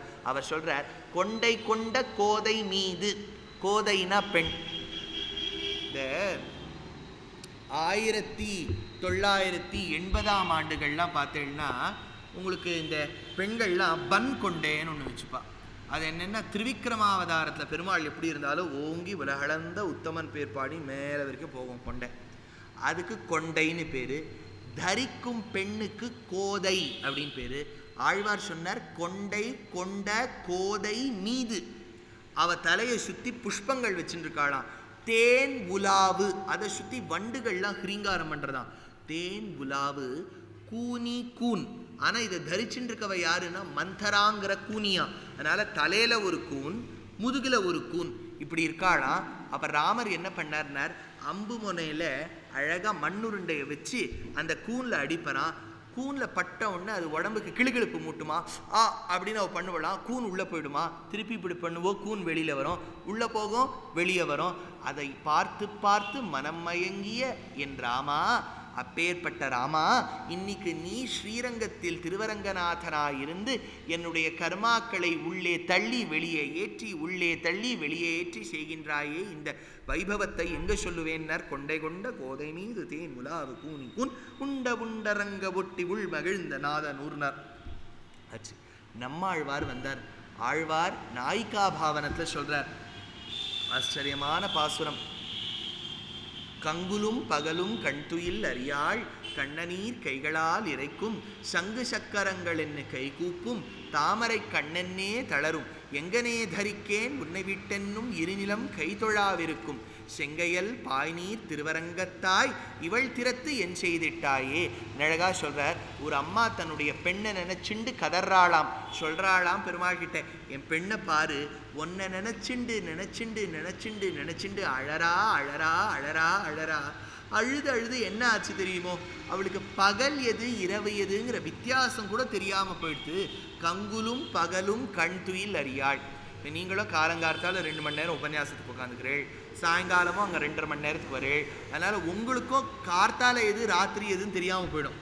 ஏன்னா ராத்திரி மட்டும் உபன்யாசம் சொன்னேன்னு வச்சுங்கோ, அவர் ராத்திரி சொல்கிறாருன்னு சொல்லலாம், கார்த்தாலும் சொல்கிறார் ராத்திரியும் சொல்கிறாருன்னா எது பகல் எது இரவுன்னு தெரியாமல் போயிடுதுங்களா. அதனால் கங்குலும் பகலும் கண் துயில் அறியாள். பெருமாளை நினச்சிண்டு நினச்சிண்டு துக்கத்தால் அழும்போது கண்லேயும் ஜலம் வருதான். அதை புடவை தலைப்பால் தொலைச்சி விட்டு கீழே போடுறாளாம். அதுவே ஒரு குளமாக மாறிவிட்டான். எல்லாம் நடக்குமா யோசிச்சு பாருங்களேன். 30 வருஷத்துக்கு முன்னாடி எழுதுவான், இந்த புஸ்தகங்கள்லாம் எழுதுவான். என்னன்னு எழுதுவான்னா, மாமியார் மருமகளை வைதாள். அதான் 30 வருஷத்துக்கு முன்னாடின்னு சொல்லிட்டேனே, இப்பெல்லாம் மாற்றி நடக்கும். அதனால் மாமியார் மருமகளை வைதாள். பங்கஜம் தன்னுடைய மனாட்டு பெண்ணை வைய வைய மருமகளானவள் தன் கண்ணில் வழியும் கண்ணீரை தன் புடவை தலப்பால் துடைத்து கொண்டாள். அதை பிழிந்தாள். அது ஒரு குளமாக மாறிவிட்டது. முதல்ல மாமியார் வைய முடியுமா? அவளும் தான் அழுவலா. இதுக்கு வியவஸ்தை இல்லைன்னு சொல்லிட்டு போயிடுவோம். அதனால் உட்காந்து அழுவலா. அது பிழிஞ்சாதான் குளமாக மாறிவிடுத்தானே. கோயம்புத்தூர் கஷ்டத்தை அப்படியே தீர்த்துள்ளாமே. ஒரு அத்தனை பேரையும் வாங்க எல்லாரும் அழுங்கோன்னு சொல்லி, இனிமேல் நம்ம ஜனமே கஷ்டப்பட வேண்டாம், சிறுவாணி பெருவாணிக்கெலாம் காத்துட்டு இருக்க வேண்டாம், எல்லாரும் அழுங்கோன்னு சொல்லலாம். அர்த்தம் என்னன்னா, அவள் அழுது அவ்வளோ ஜலம் வந்ததுன்னு அர்த்தம் இல்லை, அவ்வளவு அழுதான்னு சொல்கிறது. இப்போ பொதுவாக சில பேர் சொல்லுவா, போர்டு எக்ஸாம் வந்துடுத்து என் குழந்தை 2 கண்ணாலையும் படிக்கிறதும்பா. எப்படி படிப்பேன்? 2 கண்ணால் படிக்க முடியாமல், எப்படி காதால் படிக்க முடியாது, வாயால் படிக்க முடியாது, மொத்தமாக படிக்கணும்னா கண்ணால் தான் முடியும். 2 கண்ணாலையும் படிக்கிறான்னு சொன்னால் ரொம்ப கஷ்டப்பட்டு படிக்கிறான்னு அர்த்தம். அந்த மாதிரி இங்கே அம்மா சொல்கிறாளாம், கண்ணநீர் கைகளால் இறைக்கும். இறைச்சி இறைச்சி தண்ணீரை கொட்டுறாளாம். அவள் அழுது அழுது கண்ணெல்லாம் மங்கலா போயிடுதான். அதனால் எங்கேயாவது சங்கு சக்கரம் வந்துவிட்டானா கையை கூப்பி விடுவிடான். சங்கு சக்கரங்கள்னு கை கூப்பும் தாமரை கண்ணென்னே தளரும். பெருமாளுக்கு எது ஆதார் கார்டு? இப்போ நமக்கு அவங்களுக்குலாம் ஆதார் கார்டு இருக்கா? இப்போ பெருமாளும் நிற்கிறாருன்னு வச்சுக்கோங்களேன், செக்யூரிட்டி நம்மக்கிட்ட கேட்குறாரு, ஷோமி யுவர் ஆதார் கார்டு. பார்க்கும். நான் இந்த விதேசங்களுக்கெல்லாம் போகிறேன் பாருங்க, விதேசங்களுக்கெல்லாம் போகும்போது என்ன இந்த திருமண் குச்சின்னு உண்டு நாங்கள் இட்டுக்கிறது, அதை நான் எப்போவுமே என் பேக்கோடு வச்சுப்பேன். அதை அவன் போகும்போது இது என்ன குச்சி மாதிரி இருக்குது, என்ன இது, என்ன ஆயுதம், இது ஆயுதம் வச்சுக்கிற மூஞ்சி மாதிரியாக இருக்குது, யோசிச்சு பாருங்களேன். இது திருமண் குச்சி, அவனுக்கு அது பெரிய ஆயுதமாக தெரியும், அதனால் விடவே மாட்டான். இது என்னன்னு சொல்லு, வாட் இஸ் திஸ் ஒயிட்? சுவாமி இது திருமண் கட்டி, இது நாங்கள் திருமண்னு ஒன்று இட்டுப்போம், அதுக்காக வச்சுட்டுருக்கேன். நான் எனக்கு இட்டுண்டா தப்பில்லை, உமக்கு இட்டு விட்டாதான் தப்பு, அதனால் நான் வச்சுருக்க வரைக்கும் கவலைப்படாதீங்க உண்மை. அதனால் இந்த இடத்த பார்த்தீங்கன்னா நம்மாழ்வார் சொல்கிறார், பெருமாளுக்கு ஆதார் கார்டு எதுன்னா கண்ணா, தாமரை கண்ணா. இப்போது செக்யூரிட்டி நின்றுக்கார், நம்ம ஆதார் கார்டை கேட்குறார், காமிச்சிடுறோம். பெருமாள் நிற்கிறார், ஆதார் கார்டு காமினா பெருமாள் கார்டெல்லாம் காமிக்க வேணாம், என் கண்ணை பாருன்னு சொன்னால் போகிறோம். ஏன்னா எவன் ஒருவனுக்கு தாமரை கண் உள்ளதோ அவன்தான் லோகத்தில் பரபிரம்மம்னு பேர். நான் தான் ஆண்டாள் சங்கொடு சக்கரம் ஏந்தும் தடற்கையன் பங்கையர் கண்ணானை பாடுன்னு சொன்னான். அப்பேற்பட்ட பகவானுடைய நேத்திரங்கள் தாமரையை ஒத்து இருக்கும். இது எப்படி சுவாமி தெரியுதுன்னா, ஸ்ரீமத் ராமாயணத்தில் ஷூர்பனகாங்கிறவள் வருகின்றாள், ராமர்கிட்ட ப்ரப்போஸ் பண்ணுறான். ராமா உன்னை எனக்கு ரொம்ப பிடிச்சிருக்கு அப்படிங்கிறா. ராமர் சொன்னார், இல்லைம்மா இந்த ஜென்மத்தில் நான் ஒத்தரை தான் கல்யாணம் பண்ணணும்னு வச்சுருக்கேன், நீ ஒரு வேளை அடுத்த ஜென்மத்தில் வந்தியானா, அது அடுத்த அவதாரத்தில் வந்தியானாலும் அதை அக்செப்ட் பண்ணிக்கலாம். ஏன்னா கிருஷ்ணாவதாரத்தில் யாருடைய அப்ளிகேஷனையும் நான் ரிஜெக்டே பண்ணுறதில்லை, ஆனால் ராமாவதாரத்தில் ஒத்தரை தான் கல்யாணம் பண்ணணும்னு வச்சுருக்கேன், அதனால் நீ வந்திருக்கேன்னா. அவர் சொன்னார், ராமா உன்னை கல்யாணம் பண்ணிக்கணும்னா. ராமர் சொன்னார், ஐ ஹாவ் அ ப்ராப்ளம்னார். அதுக்கு அவர் சொன்னார், I don't have a problem அப்படின்னா. அப்போ நேர லக்ஷ்மணன் கிட்ட போ, நானாவது கண்ணங்கரையில்னு இருக்கேன், அவன் ஃபேர் அண்ட் லவ்லியாக இருக்கான், அவங்ககிட்ட போனா ஷூர்பனகா லக்ஷ்மணன் கிட்ட ராமர்கிட்ட சொன்னதெல்லாம் சொன்னா, உன்னை கல்யாணம் பண்ணிக்கணும்னு ஆசைன்னா. லக்ஷ்மணன் சொன்னார், நானே இப்போ 10 பாத்திரம் தேய்ச்சின்னு இருக்கேன், நீ என்னை கல்யாணம் பண்ணிட்டியானா உன் பங்குக்கு 2 பாத்திரம் நீ தேய்க்க வேண்டியதாக இருக்கும், வேண்டான்னு சொல்லிட்டார். அப்போ தான் சீதை வந்தா. சீதையை தாக்கலாம்னு நினைக்கும் போது லக்ஷ்மணனானவன் அவளுடைய மூக்குக்காத அறுத்துறான். அழுதுண்டே போறா, அண்ணா அப்படின்னு கரதூஷணாதிகள் கிட்ட போய் அழறா. அப்பா அண்ணா கேட்குறா, என் அழகான தங்கையின் மூக்கை அறுத்தது யார்? ஏன் சுவாமி சூர்பனக்கா அழகா? அவாவா அண்ணாக்கு அவாவா தங்க அழகுதான். அதனால தான் அந்த அண்ணா போய் கேட்டார், யார் இந்த துஷ்ட காரியத்தை யார் செய்தது சூர்பனக்கா?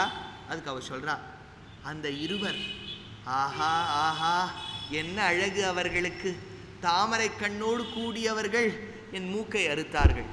சொல்லுவோம், ரோட்டில் நான் போகிறேன், ஒருத்தர் பார்க்குறார், நீர் தானே நேற்று கார்த்தால் உபன்யாசம் பண்ணி இங்கே 2 மணி நேரத்தை வேஸ்ட் பண்ணி பலான்னு அரைஞ்சிட்டு போகிறார்.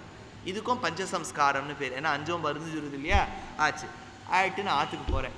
எங்கள் ஆற்றுல எங்கள் அம்மா பார்க்குறா, ஐயோ என்னடா மூஞ்சியில் உனக்கு என்னடா ஆச்சு? அம்மா ஒருத்தர் ரொம்ப ஸ்மார்ட்டாக வந்தாருமா, ஜீன்ஸ் பேண்ட் போட்டுட்டு என்ன அழகாக இருந்தாருங்கிறேர், அவர் தான்மா என்னை பலான்னு அரைஞ்சார்.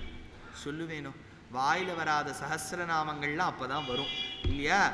ஷூர்பனகை போய் சொன்னால், தருணௌ ரூபசம்பன்னௌ சுகுமாரௌ மகாபலௌ புண்டரீக விசாலாக்ஷௌ சீரகிருஷ்ணாஜி நாம்பரோ. புண்டரீக விசாலாக்ஷௌ, தாமரை கண்ணோடு கூடிய ஒருவன் எனக்கு இப்படி செய்தான். ஏன்னு கேட்டார், ஏன்னா பகவானுக்கு தாமரை கண்ணன் என்பது இன்றி இமையாத தன்மை. அதனால் அப்பேற்பட்ட ஆழ்வார் சொன்னார், கங்குலும் பகலும் கண்துயில் அறியாள் கண்ணநீர் கைகளால் இறைக்கும் சங்கு சக்கரங்கள் என்ன கைகூப்பும் தாமரை கண்ணென்னே தளரும் எங்கனே தரிக்கேன் முன்னை வீட்டென்னும் இருநிலம் கைதொழாவிருக்கும் செங்கையல் பாய்நீர் திருவரங்கத்தாய் இவள் திறத்து என் செய்திட்டாயே. என் பொண்ணு உன்னையே நினச்சிட்டு அழறாளே, அவளை நீ என்னடா நீ காப்பாற்றுவேன்னார். அடுத்த வந்தது பெரியாழ்வார். பெரியாழ்வார் ரங்கநாதனை அனுபவித்தார். ரங்கநாதனை அனுபவித்த பெருமையோ என்னவோ, பூமி தேவியே தனக்கு பெண்ணாய் கோதா சூடிக் கொடுத்த நாச்சியாராய் ஆண்டாளாய் பிறந்தாள். அப்பேற்பட்ட ஆண்டாளை வளர்த்தெடுத்து வந்தார். இப்போ நம்ம என்ன சொல்கிறோம், கோதை பிறந்த ஊர், அப்புறம் தோன்றுமோர், அப்புறம் நீதியா நல்லவத்தர் வாழ்மோர், அப்புறம் நான்மறை ஓதுமோர், அப்புறம் வில்லிபுத்தூர் வேதன் போனோர், பாதகங்கள் தீர்க்கும் பரமனடி காட்டும் வேதம் அனைத்திற்கும் வித்தாகும் கோதை தமிழ் 5 அறியாத மானிடரை வையம் சுமப்பதும். திருவாடிப்பூரத்து ஜெகத் துதித்தாள் வாழியே. அப்புறம் திருப்பாவை 30 செப்பினாள் வாழியே. பெரியாழ்வார் கொஞ்சம் ப்ராப்ளம். பெரியாழ்வார் பெத்தெடுத்தார் ஆண்டாள, பின்ன எப்படி பெத்தெடுத்தார்னு சொல்லுவோம். அதனால தான் பெரியவாழ்ல என்ன சொல்லுவாங்க, பூமியில கிடைச்சா இல்லையா இப்படி தானே எடுத்தார். பெரியாழ்வார் பேர்த்தெடுத்த பெண் பிள்ளாய் வாழியேன்னு சொல்லுவார். அதனால அப்பேற்பட்ட ஆண்டாள் கோதாநாச்சியார் பெரியாழ்வாருக்கு திருக்குமாரத்தியாய் பிறந்தாள். அவளும் வளர்ந்து கொண்டு வந்தாள். கண்ணன் மீது பற்றுதல். கடைசி காலத்துல தான் அணிந்த மாலையை கொடுத்தா பகவான் ஏத்துண்டார். பெரியாழ்வாரின் கனவுல வந்து சொன்னார், எப்படியாவது உன் பொண்ணை எனக்கு கல்யாணம் பண்ணி வையினார். பெண்கிட்ட போய் கேட்டார் ஆழ்வார். ஓ பண்ணிக்கிறேன்னா அலங்காரம் பண்ணா தோளுக்கினியான்ல ஏத்திண்டா. ஸ்ரீவில்லிபுத்தூர் தாண்டி நேர அகண்ட காவேரி தாண்டி ஸ்ரீரங்கத்துக்குள்ள வந்தா. உற்சவமூர்த்தி அழகிய மணவாளனுக்கு அலங்காரம் நடந்திருக்கு. 2 பேரும் மாலை மாத்தினாளாம். மாலை சாற்றினாள் கோதை மாலை மாற்றினாள். மாலடைந்து மதிலரங்கன் மாலை அவன் தன் மார்பிலே மையலாள் தையலாள் மாமல கரத்தினாள். பூமாலை சாற்றினாள் கோதை மாலை மாற்றினாள். ரங்கராஜனை அன்பர் தங்கநேசனே ஆசி கூறி பூசுரர்கள் பேசி வைத்து வாழ்த்திட அன்புடன் இன்பமாயாண்டாள். கரத்தினில் பூமாலை சாற்றினாள் கோதை மாலை மாற்றினாள். மாலை சாற்றினாள் கோதை மாலை மாற்றினாள். மாலை மாத்தின்றாளாம். அப்ப பெரியாழ்வார், ஒரு மகள் தன்னை உடையேன் அவளையும் திருமகள் போல் வளர்த்தேன் செங்கண்மால் தான் கொண்டு போனானோன்னு ஆழ்வார் பெண்ணை கொண்டு விட்டார். பெண்ணை ஸ்வீகரித்து கொண்டான் பெருமாள் ஆச்சு. இப்ப ரங்கநாதரை அர்ச்சாவதாரத்தை கல்யாணம் பண்ணிண்டது ஆண்டாள். அடுத்த ஆழ்வார் வந்தார், குலசேகர ஆழ்வார். சேரராஜா கொள்ளிக்காவலன் கூடல் நாயகன் கோழியர்கோன் குலசேகரன். அந்த குலசேகர ராஜாக்கு ஒரு பொண்ணு கேள்விப்பட்டிருக்கீங்களா? சேர குலவல்லி அப்படின்னு பேர். பெரியாழ்வாருக்கு எப்படி பாண்டிய குலவல்லியாய் ஆண்டாள் இருந்தாளோ, சேரராஜாவான குலசேகரனுக்கு ஒரு பெண் சேர குலவல்லி நாச்சியார். அவளை யாருக்கு கல்யாணம் பண்ணி வச்சார்? பெரியாழ்வார் தன் பெண்ணை ரங்கநாதருக்கு பண்ணி வச்சா மாதிரி குலசேகராழ்வாரும் தன் பெண்ணை ரங்கநாதருக்கு பண்ணி வச்சார். இது எப்படி சுவாமி தெரியும்னா, ஸ்ரீரங்கத்துக்கு போனா சேர குலவல்லி நாச்சியார் சன்னதியும் உண்டு. எடுத்தா அடுத்தது வந்தவே வந்தார் தொண்டர் அடி பொடி ஆழ்வார். பச்சைமா மலைப்போல் மீனி பவழவாய் கமலச் செங்கண் அச்சுதா அமரரேரே ஆயர்த்தம் கொழுந்தே என்னும் இச்சுவைத் தவிர யான் போ இந்திர லோகமாடும் அச்சுவை பெரினும் வேண்டேன் அரங்கமா நகருளாலேன்னர். என்னன்னா, பெருமாளுடைய திருமேனி பச்சை பசேல்னு இருக்கான். பகவானுடைய செவ்வாய்ங்கிறது பவழம் மாதிரி இருக்கான். கண்ணு கமலம் மாதிரி இருக்கான். அப்பேற்பட்ட திவ்ய சௌகுமாரியத்தோடு கூடிய அச்சுதா, கை நழுவுதல் இல்லாத அச்சுதா, ஆயர்த்தம் கொழுந்தே என்னை ரட்சிப்பாயாகன்னு சொன்னார். இன்னொரு பாசுரத்தை திருமாலையில சொன்னார். குடதிசை முடியை வைத்து குணதிசை பாதம் நீட்டி வடதிசை பின்பு காட்டி தென்திசை இலங்கை நோக்கினார். அப்பேற்பட்ட ரங்கநாதன் சயனித்து சேவை சாதிக்கிறான். தொண்டர் அடி பொடியாழ்வார். இந்த ஒரு ஆழ்வார் தான் ரங்கநாதரை தவிர வேற யாரையுமே பாடல. திருப்பதி பெருமாளை பாட வேண்டியது தானேனார். அரங்கனை பாடிய வாயால் மற்றொரு குரக்கனை பாடோம், ரங்கநாதனை பாடிய வாயால இன்னொரு குரங்க கூட பாட மாட்டேன்னுட்டார். ஏன் குரங்குன்னு சொல்லணும்னா, திருப்பதி முழுக்க அந்த காலத்தில் குரங்கு தானா. ஆழ்வார் சாதிச்சார், மந்திபாய் வடவேங்கட மாமலை வானவர்கள் சந்தி செய்ய நின்னான் அரங்க தரவினடையான்னர். அப்பேற்பட்ட அந்த தொண்டரடிப்புடி ஆழ்வார்க்கு அடுத்ததாய் வந்தவர் தான் திருப்பானாழ்வார். திருப்பானாழ்வாருடைய பக்தியே தனி பக்தி. அவர் சொன்னார், அமலன் ஆதிப்பிரான் அடியார்க்கெம்மை ஆட்படுத்திய விமலன் விண்ணவர்கோன் விடையாய்ப்பொழில் வேங்கடவன் விமலன் நிர்மலன் நீதிவானவன் நீழ்மதில் அரங்கத்தம்மான் திருக்கமல பாதம் வந்து என் கண்ணினுள்ளனவு கிண்ணதே கொண்டல் வண்ணனை கோவலனாய் வெண்ணையுண்ட வாயன் என்னுள்ளம் கவர்ந்தானை அண்டர்கோன் அணியரங்கன் என் நமுதினைக் கண்ட கண்கள் மத்தொன்னினை காணான்னர்.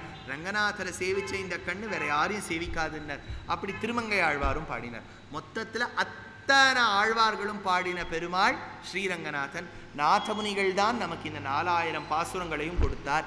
நாதமுனிகள் காலத்துக்கு அப்புறம்தான் வந்த ஒரே ஒரு ஆச்சாரியன், ஆச்சரியமான ஆச்சாரியன் உய்யக்கொண்டாருக்கு அப்புறம் மணக்கால் நம்பின்னு பேர். அந்த மணக்கால் நம்பி நேரம் என்ன பண்ணாரா, ஆளவந்தாருங்கிற ஆச்சாரியன் அப்போ ஒரு தேசத்து ராஜாவா இருந்தார். அதனால் இந்த ராஜாவை திருத்தி சம்பிரதாயத்துக்கு கூப்பிடணும்னு நினச்சார். எப்படி திருத்தது? நேர மடப்பள்ளியில் போய் தளிகை பண்ணுறவன் கையில் தூதுவளை கீரைன்னு கொடுப்பார். தூதுவளை கீரையை நல்லா ரசமாக பிழிஞ்சு அவன் சாற்றுமுதாக போடுவான். ராஜா ருசிச்சு சாட்டுன்னு வர்றார். ஒரு நாள் மணக்கால் நம்பி கீரை கொடுக்கறத நிறுத்திவிட்டார். நிறுத்தின அந்த மணக்கால் நம்பி வரதை பார்த்துட்டு ராஜா கேட்டால் நாம் தளிகை பண்ணுறவர்கிட்ட, ஏன் இன்று கீரை இடவில்லை? இல்லை, எடுத்துன்னு வரவர் இன்னைக்கு வரலன்னார். அவர் எப்படியாவது கண்டுபிடிச்சு கூட்டுன்னு வாரினார். அவர் வந்தார். அவர்கிட்ட ஆளவந்தார் கேட்டாரா, ஏன் கீரை கொடுக்கல? ஏன்னா கீரையை கொடுக்காமல் இருந்தால் தான் உங்ககிட்ட உங்கள் தாத்தா வச்ச சொத்தை என்னால் கொடுத்துட்டு போக முடியும்னார். ஆளவந்தாருக்கு ஒரே சந்தோஷம். நம்ம தாத்தா நிறைய ஷேர்ஸ் வச்சுருப்பார், நிறைய நிலன் வச்சுருப்பார், அதெல்லாம் வரும் போல இருக்கு. எங்கே சொத்துன்னார். நீ கூட வா, நான் அவனை கூட்டுன்னு போகிறேன்னார். ஆளவந்தாரை மணக்கால் நம்பி கூட கூட்டுன்னு போகிறார். போகிற வழி எங்கே? கங்கை கொண்ட சோழபுரத்திலிருந்து ஸ்ரீரங்கத்துக்கு நடந்து போகணும். போகிற வழியில் பகவத்கீதை முழுக்க சொன்னாராம். அந்த பகவத்கீதையின் சாரமாக ரொம்ப அழகான ஒரு கீதார்த்த சங்கிரகம்னு பாடி வச்சார் ஆளவந்தார். ஆளவந்தாரை நேர கை பிடிச்சுட்டு உள்ள கூட்டுன்னு போனார் மணக்கால் நம்பி. சப்த பிராகார மத்தியே, 7 மதிலுக்கு நடுவில் கர்ப்பகிரகத்துக்குள்ளே கூட்டுன்னு போய் சொன்னார், உங்கள் தாத்தா வச்சுட்டு போன சொத்து இதுன்னார். பெருமாளை பார்த்தார், மனம் மயங்கி விட்டார் ஆளவந்தார். இனிமேலிருந்து நாம் பகவானுக்கு ஆழங்கால் பட்டிருக்க வேண்டும் என்று ராஜாவாயிருக்கும் பொறுப்பை விட்டு சந்நியாசியானார். ஆளவந்தார் காலத்துக்கு அப்புறம் வந்தவர் தான் ஸ்ரீபாஷ்யக்காரருங்கிற ராமானுஜர். ராமானுஜர் முழுக்க இருந்தது காஞ்சிபுரத்தில் தான். அப்போ தான் ஸ்ரீரங்கத்தில் எப்படியாவது இவர் வந்து வரணுங்கிறதுக்காக அந்த பெரிய நம்பிகள் வந்து சொல்கிறார், ஆளவந்தாரை போய் நம்ம பார்க்கலாம்னு. ஓடி போகிறா. ஓடி போகிறதுக்குள்ளே ஆளவந்தார் நோவு சாத்தி கொண்டு விரல் மடங்காமல் இருக்கு. இது நீங்கள் கேள்விப்பட்டிருக்கீங்களா? ஆளவந்தார் ஸ்ரீரங்கத்தில் சரம திருமேனியில் இருக்கும்போது 3 விரல் நிமிர்ந்தது. கேள்விப்படுறீங்களா? அப்போ ராமானுஜர் சத்தியம் பண்ணார், அப்போ விரல் மடங்கிடுச்சு. கேள்விப்பட்டிருக்கீங்களா? இது நன்னா பாருங்க. எல்லாரும் என்ன சொல்லுவா, ஆளவந்தார் பரமபதிச்சுட்டார், போயிட்டார், விரல் மட்டும் மடங்கிட்டும்பா. இது தவறு. நன்னா யோசிச்சு பாருங்க. ஷரீரம் என்பது ஆத்மா இல்லைன்னா வேலை பார்க்கவே முடியாது. அப்படின்னா எப்படி அவர் விரல் மடங்கிட்டுன்னு கேட்டால் அவர் நிச்சயமாக கோமாவுக்கு போயிருக்கணும். ஏன்னா அந்த காலத்துலலாம் மெடிக்கல் ஃபெசிலிட்டிஸ் அவ்வளவு இல்லை. ஏன்னா அவளால் கண்டுபிடிக்க முடியாது என்னன்னுட்டு. ஆளவந்தாருக்கு கிட்டத்தட்ட நினைவெல்லாம் மறந்து போய் இருந்து இவ போயிட்டார்னு நினச்ச காலத்தில் தான் அந்த விரல் மடங்கியிருக்கும். அப்புறம் ராமானுஜர் பண்ண சத்தியத்தை மீறி கொண்டு அவர் தான் பரமபதத்துக்கு சென்றார். ஸ்ரீபாஷ்யக்காரர் ஸ்ரீரங்கத்தில் தங்கினார். ஸ்ரீரங்கத்தில் தங்கும்போது தான் நினச்சார், இப்படியாவது இந்த பெருமாளுக்கு கைங்கரியம் செய்ய வேண்டும்னு. அப்போ தான் அந்த ஊரில் ஒரு வைஷ்ணவர் இருந்தார். இந்த ஸ்ரீபாஷ்யக்காரரை கொன்னுடணும்னு நினச்சார். என்ன பண்ணாரா, தளிகை பண்ண சாதத்தில் கொஞ்சம் விஷத்தை கலந்துட்டாராம். பத்னியை வச்சு கொடுக்க சொன்னாராம். பத்னி அழுதுண்டே போகிறா. ஐயோ, நம்ம பாஷ்யக்காரருக்கு விஷம் கலந்த சாப்பாடை கொடுக்கலாமான்னு கொடுத்துட்டு சேவிச்சுட்டா அவரை பிரதட்சிணம் பண்ணாம். ஏன்னா ஒருத்தருக்கு ஆத்து வாசலில் வரவாளுக்கு நம்ம சாதத்தை கொடுத்துட்டு விழுந்து சேவிச்சு பிரதட்சிணம் பண்ணிட்டோன்னா அதை வாங்கிண்டவா அதை சாப்பிடக்கூடாதுன்னு சாஸ்திரம். அதனால் அவள் விழுந்து சேவிச்சுட்டா, பிரதட்சிணமாக வந்தா. ராமானுஜர் பார்த்தார், இன்றைக்கு பகவான் இதுதான் நம்ம பிரசாதமாக வச்சுருக்காருன்னு சொல்லிட்டு நேரம் அந்த சாதத்தில் இது மீனுக்காவது பயன்படட்டும்னு அப்படியே ஜலத்தில் கொண்டு வச்சார். ஜலத்தில் இடும்போது அதை பருகின மீன் வந்து சாப்பிட்டுட்டு உயிரை விட்டுட்டு. அப்படின்னா தனக்கு இந்த தான் எவ்வளவு அபச்சாரப்பட்டிருந்தா ஒரு வைஷ்ணவர் தனக்கு விஷம் வச்சிருப்பாருங்கிறத வருத்தப்பட்டு 3 நாட்கள் பிராயோபவேஷம் இருந்து விட்டார் பாஷ்யக்காரர். ஒரு விதமான ஒரு சாப்பாடோ பருகியோ தீர்த்தத்தை பருகியோ ஒன்றுமே செய்யவில்லை. அந்த ஒரு காலகட்டத்தில் என்னாச்சு, திருக்கோஷ்டியூர் நம்பி வந்தார். அப்போ வரும்போது திருக்கோஷ்டியூர் நம்பியை பார்த்துட்டு ஸ்ரீபாஷ்யக்காரர் ஸ்ரீரங்கத்தில் காவேரி மணலில் விழுந்து சேவிச்சாராம். விழுந்து சேவிக்கும்போது அங்கே இருந்த திருக்கோஷ்டியூர் நம்பி எழுந்துக்கோன்னு சொல்லலை. ஏன்னா தர்மம் எப்படின்னா, யார் காலையாவது விழுந்தா அவள் போரும்னு சொல்கிற வரைக்கும் சேவிச்சுட்டே இருக்கணும். இந்த ரூல்லாம் நம்ம இப்போ பார்க்குறதில்ல. முதல்ல சேவிக்கிறதையே விட்டுட்டோம். அப்படி வச்சாலும் அவர் போகிறோன்னு சொல்கிற வரைக்கெல்லாம் நம்ம வச்சுக்கிறதில்ல. நம்மளே நமக்கு போகிறோன்னு சொல்லி எழுந்து நிடுறோம். இவர் அப்படியே படுத்துட்டு சேவிச்சுட்டே இருக்கார். உடம்பெல்லாம் சுட்டு போயிடுத்து. இப்போ பின்னாடி இருந்த ஒரு வைஷ்ணவர் கிடாம்பி ஆச்சான்னு பேர். ஐயோ இவரை படுத்தி எடுக்கிறீங்களே பாவம் எங்க ராமானுஜர்னு சொன்னார். உடனே திருக்கோஷ்டியும் நம்பி சொன்னார், எப்போது நீ ராமானுஜருக்காக இவ்வளவு கவலைப்படுறியோ இனிமேலேந்து ராமானுஜருக்கு மடப்பள்ளி கைங்கரியம் நீ தான் பண்ணணும்னு சொல்லிட்டார். ஆச்சு. ராமானுஜர் அங்கு வாழ்ந்து வந்தார். ஒரு வாட்டி வெவ்வேறு இடத்துக்கு போயிட்டு சிஷ்யாளோட வந்துட்டு இருக்கார். ஸ்ரீரங்கத்தில் ஒரு வழக்கம், திருப்பாவாட உற்சவம்னு நடக்கும். பெருமாள் எதிர்க்க நன்னா ஒரு வேஷ்டியை விரித்து கதம்ப சாதத்தை பண்ணி எல்லாருக்கும் டிஸ்ட்ரிபியூட் பண்ணுவா பிரசாதமா. அன்னைக்கு ஒரு நாள் நன்னா வேஷ்டியை விரித்து கதம்ப சாதத்தை திருப்பாவாட உற்சவம் பண்ணியிருக்கா. அதுக்கு முந்தின நாள் பாஷ்யக்காரர் தன்னுடைய சிஷ்யர்களோட வேற எங்கேயோ யாத்திரை போயிட்டு வரார். கொள்ளிடத்தை தாண்டும் போது கொள்ளிடத்தில் இந்த குழந்தைகள் 4-5 என்ன பண்ணித்தான் ஈரமணலை வச்சு சின்ன ஸ்ரீரங்கம் மாதிரியே ஒரு கோவில், 7 மதில் கட்டி அதில் ஒரு குட்டி மண்டபம், அதில் ஒரு குட்டி குச்சியை வச்சு ரங்கநாதர்னு வச்சுருக்கு. ஒரு குழந்தை இதுதான் ரங்கம் அப்படிங்கிறது, இன்னொரு குழந்தை இப்படி இப்படி சேவிக்கிறது, எல்லாம் இதெல்லாம் விளையாடிட்டு இருக்கு. அடுத்த நாள் திருப்பாவாட உற்சவத்தில் என்ன நடக்கும்? கோவில் என்ன சொல்லுவானா ஜியா அப்படின்னு. அப்போ ஜியான்னு சொல்லும்போது ராமானுஜர் வரணும். உபவீதினம் ஊர்த்வபுண்ட்ரவந்தம் திரிஜகத் புண்ணியபலம் திரிதண்டஹஸ்தம் சரணாகத சார்த்தவாஹமீடே சிகையா சேகரிணம் பதிம்யதீனாம்னு கையில் திருதண்டத்தோடு வரணும். பாஷ்யக்காரர் வர வேண்டிய இடத்துல ஈயா அப்படின்னு இந்த குழந்தை கத்துறது. பக்கத்தில் இருக்கக்கூடிய குழந்தை 3 குச்சியை ஒன்றா கட்டின்ட்டு தான் திருதண்டி சன்னியாசி மாதிரி ஓடி வருது. எதுக்குன்னா தீர்த்தத்தை பருகணும். அந்த குழந்தை குட்டி டவரால தீர்த்தத்தை வச்சிருக்கு, பெருமாள் தீர்த்தம்னு. ஜியான்னு இந்த குழந்தை கூட்டுது இல்லையா, இந்த கூட்ட குழந்தை என்ன எதிர்பார்த்ததுன்னா பக்கத்து வீட்டு பிச்சுமணி வருவான்னு எதிர்பார்த்தது. எங்கோ இதை பார்த்து கொடுத்த ராமானுஜர் என்ன பண்ணாரா, அவர் நேர ஓடினாராம், கையை நீட்டினாராம். குழந்தை பயந்துடுத்து, இவ்வளோ பெரிய கை பிச்சுமணி கிடையாதே அப்படின்னு பார்த்தா ராமானுஜர் அப்படியே விதிர்த்து போயிடுத்து. குழந்தை தீர்த்தத்தை கொடுன்னு கேட்டார் ராமானுஜர், குழந்தை கொடுத்தது. சிஷ்யாளுக்கெல்லாம் என்ன ஆச்சரியம், என்னையா இவர் ஒரு பக்கம் பார்த்தா ஒரே ஸ்ரீபாஷ்யங்கள்லாம் எழுதுறார், இன்னொரு பக்கம் என்னென்னா இந்த குழந்தையோட விளையாடின்னு இருக்கார், புரியவேலேன்னு ராமானுஜரை கேட்டாராம். எதுக்கு போய் நீங்கள் அந்த குழந்தை கொடுத்த என்னவோ ஒரு தீர்த்தத்தை குடிச்சேள்? பாஷ்யக்காரர் சொன்னாராம், அந்த குழந்தை கட்டின அந்த மணல் வீட்டுக்குள்ளே எனக்கு ரங்கநாதர் தெரிஞ்சாரப்பா, அதனால் அந்த தீர்த்தத்தை போய் நான் வாங்கிட்டேன். நாளைக்கு திருப்பாவாட உற்சவம் பண்ண வேண்டாம், ஏன்னா இன்னைக்கு இங்கே ஆயிடுத்து அந்த திருப்பாவாட உற்சவம்னு விட்டாராம் பாஷ்யக்காரர். ஆச்சு. எப்படியாவது கோவிலை திருத்த வேண்டும், ஸ்ரீரங்கத்தை பணிகொள்ள வேண்டும் என்று நினைத்தார். அப்படி நினைக்கும் போது கோவில் சாவி முழுக்க ஒருத்தர் கையில் இருக்கு, உத்தம நம்பி அப்படின்னு பேர். நேரம் என்ன பண்ணார், சரி அவங்ககிட்டே வாங்கணும், அவர் சாவியை கொடுக்க மாட்டேங்கிறார். ஒரு நாள் அந்த நம்பியின் வீட்டில் ஏகாகம், அவள் அம்மாவுக்கு காரியம் பண்ணும்போது ஏகாகம் ஒத்த பிராமணனா போய் ஒருத்தன் உட்காந்துக்கணும். அதனால் அவர் என்ன பண்ணார், ராமானுஜர்கிட்ட தான் அத்தனை சிஷ்யாள் இருக்காளே அவாகிட்ட கேட்கலாம்னு வந்தார். எனக்கு ஒத்தனை அனுப்புனார். ராமானுஜர் இப்படி சுற்றி முற்றி பார்த்தார், கூரத்தாழ்வான் மேலே கண்ணு பட்டுது, போயிட்டு வாங்கோன்னார். கூரத்தாழ்வான் புரிஞ்சுன்னுட்டார். போனார், சாப்பாடு போட்டா. சாப்பாடு போட்டவுடனே வடமொழியில் ஒரு வார்த்தை கேட்பா, திருப்தோசி, திருப்தி அடைஞ்சேளா அப்படின்னு கேட்பா. அவர் சொல்லணும் திருப்தி அடைஞ்சேன், திருப்தோஸ்மின்னு சொல்லணும். ஆனால் இப்போ அவர் சொன்னாராம் கூரத்தாழ்வான், ந திருப்தோஸ்மி, நான் திருப்தி அடையலேனாராம். எதை கொடுத்தா நீங்கள் திருப்தி அடைவேள்னு கேட்டாராம் அந்த நம்பி. ஸ்ரீரங்கத்து கோவில் சாவியை கொடுத்தா நான் திருப்தி அடைவேனாராம். ஆஹா, ராமானுஜர் இதுக்காக தானே காத்துருக்கர்னு சொல்லி அந்த சாவியை கொடுத்து முழு ஸ்ரீரங்கத்தையும் சீர்மைப்படுத்தினார் ராமானுஜர். இந்த உற்சவம், அந்த உற்சவம், மாசோத்சவம், பக்ஷோத்சவம், வசந்தோத்சவம்னு ஒரு உற்சவமாக இப்படி தான் கொண்டாடணும்னு வச்சார் பாஷ்யக்காரர். பாஷ்யக்காரர் என்ன பண்ணுவாராம், பெருமாளுக்கு ஸ்ரீரங்கத்தில் தளிகை சமர்ப்பிக்க போகும்போது வாடாங்க அந்த பிரசாதத்தை எடுத்து இப்படி பார்ப்பறான். போ, பெருமாளுக்கு அமுது செய்து வந்த உடனே பிரசாதத்தை பார்ப்பார். சரி போ. இருக்கிறவாளுக்கெல்லாம் ஒரே ஆச்சரியம், ஏன் சுவாமி போகிறதுக்கு முன்னாடியும் பிரசாதத்தை பார்க்குறார், வந்த உடனேயும் பார்க்குறார், ஏன் சுவாமி பிரசாதத்தை பார்க்குறீர்? அப்போ ராமானுஜர் சொன்னாராம், ஒரு நாளாவது என் ரங்கன் கைவிட்டு அதை உண்ணமாட்டானா என்று பார்க்கிறேன், அவருடைய அந்த விரல் ரேகைகள் தெரியுமாங்கிறத பார்க்குறேன்னார். அவருக்கு பெருமாள் சாப்பிட்டாதான் திருப்தி, நமக்கு பெருமாள் சாப்பிடலைன்னா திருப்தி இல்லையா?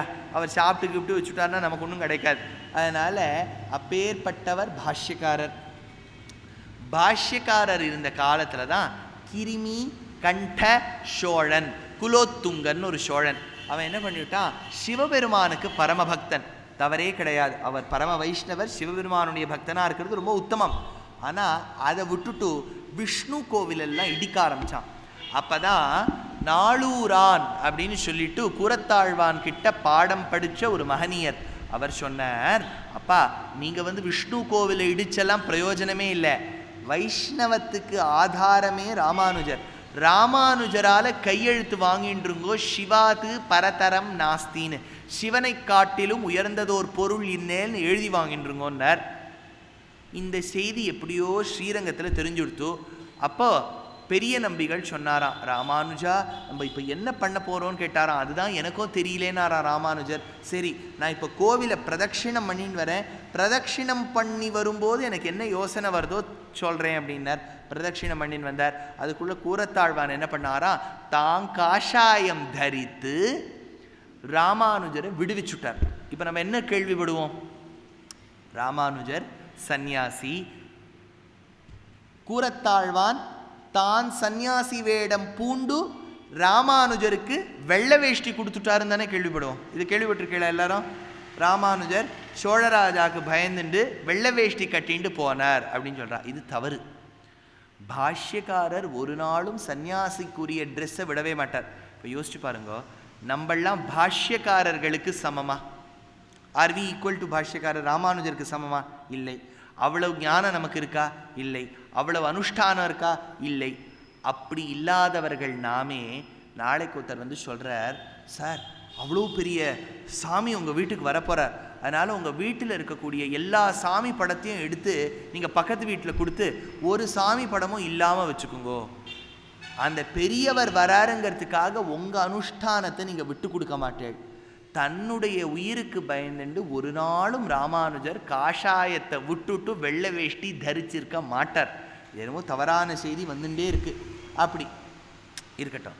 இப்போ பாஷ்யக்காரர் சென்றார், குலோத்துங்கன் கிட்ட பெரிய நம்பிகள் போனார், கண்ணை பறித்தார்.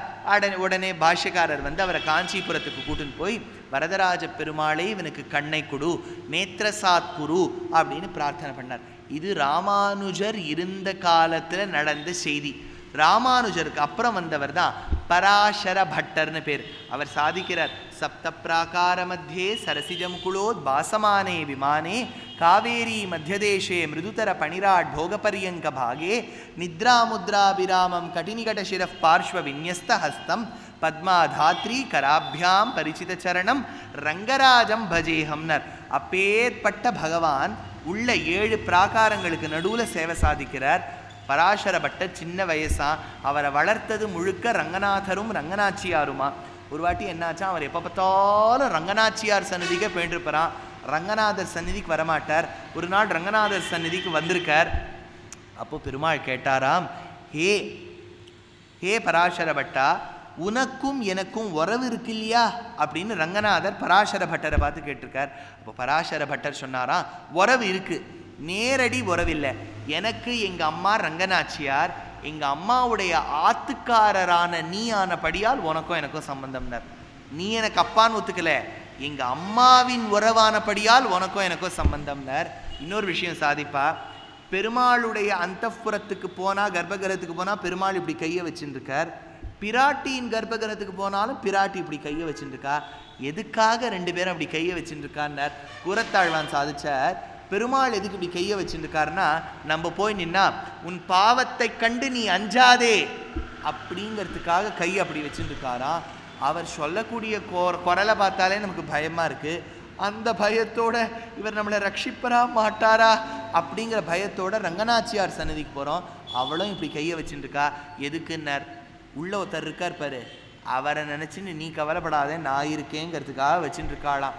அவர் வச்சுருக்கிறது பாவத்தை கண்டு அஞ்சாதே, பாவத்தை கண்டு அஞ்சாதேன்னு சொன்ன ரங்கநாதரை கண்டு நீ அஞ்சாதேங்கிறதுக்காக பிராட்டி கையை எப்படி வச்சுருக்காளாம். இன்னொரு விஷயம் ரொம்ப அழகாக சொல்லுவார், பராசர பட்டர் தான் இந்த இடத்தை விட்டு திருக்கோஷ்டியூர் சென்றார். ஏன்னா அப்போ ஒரு பாண்டிய ராஜாக்கும் இவருக்கும் ஆகலை. மறுபடியும் திரும்பி வரும்போது தான் ரங்கராஜஸ்தவம் பூர்வ சதகம் உத்தர சதகம்னு பாடினார். ரொம்ப ஆச்சரியமான பெருமாள். பராசர பட்டர் காலத்துக்கு அப்புறம் வந்த ஒரு காலகட்டத்தில் தான் சுவாமி வேதாந்த தேசிகன் என்னும் மகத்தான ஒரு ஆச்சாரிய சார்வபௌமர் வந்தார். அவர் ரங்கநாதரன் சிண்டு பாடுறார். ஆராத அருளமுதம் பொதிந்த கோயில் அம்புயத்தோ நயோத்தி மன்னர் கழித்த கோவில் ரோளாத தனிவீரன் தொழுத கோயில் துணையான வீடனர்க்கு துணையாம் கோயில் சேராத பயனெல்லாம் சேர்க்கும் கோயில் செருமழையின் முதல் எழுத்து சேர்ந்த கோயில் தீராத வினையனைத்தும் தீர்க்கும் கோயில் திருவரங்கம் என திகழும் கோயில்தானே. அந்த ஸ்ரீரங்கத்துக்கு என்ன பெருமைன்னர், பொதுவாக தமிழில் ரகாரத்தில் ஆரம்பிக்கிற சப்தத்துக்கு முன்னாடி இ அப்படிங்கிற எழுத்து சேர்க்கிறது வழக்கம். ஈராமன், ஈராமாயணம் அப்படின்னு தான் நம்ம எழுதுவோம். அப்படின்னா ஈரங்கம் தான் எழுதியிருக்கணும். ஆனால் ரங்கத்துக்கு மட்டும் அகாரம் சேர்த்துருக்கா. அரங்கம், அரங்கநாதன். ஏன்னா அகாரார்த்தோ விஷ்ணு, பிரணவத்தின் முதல்ல இருக்கிறது அகாரவாச்சியமானபடியால் அந்த ஓம்காரத்தில் இருக்கக்கூடிய அகாரங்கிறது பகவானான ரங்கனுக்கும் ரங்கநாதனுக்கும் வந்ததுன்னு சொல்லுவா. அப்பேற்பட்ட க்ஷேத்திரம் ஸ்ரீரங்கம். ஸ்ரீரங்கத்தில் தேசிகன் அனுபவிச்சார். அந்தர்ஜோதிர் கிமபி யமினாம் அஞ்சனம் யோகதிருஷ்டேஹே சிந்தாரத்னம் சுலபமிஹன சித்திமோக்ஷானுரூபம் தீனாநாத வியசன சமனம் தெய்வதம் தெய்வதானாம் திவ்யம் சக்ஷு ஸ்ருதி பரிஷதாம் திருஷ்யத்தே ரங்கமத்தியே. ஸ்ரீரங்கத்தில் நான் சேவிக்கிறது என்னுடைய ஹிருதயத்தில் சேவை சாதிக்கக்கூடிய பெருமாள் அப்படின்னார். அப்பேற்பட்ட தேசிகன் ஸ்ரீரங்கத்தில் இருக்கக்கூடிய காலத்தில் அந்த ஊரில் இருந்த ஒரு ஆச்சாரியன் அவரை ஒரு போட்டிக்கு அழைத்தார். சொன்னார், யார் அதிகமான ஸ்லோகங்கள் எழுதுறான்னு பார்க்கலாம் சொன்னார். ஒரே இரவில் யார் எழுதலாம்னு பார்க்கலாம்னார். 3 மணி நேரம் ஆச்சு. காம்படிஷன் நின்றுடுத்து.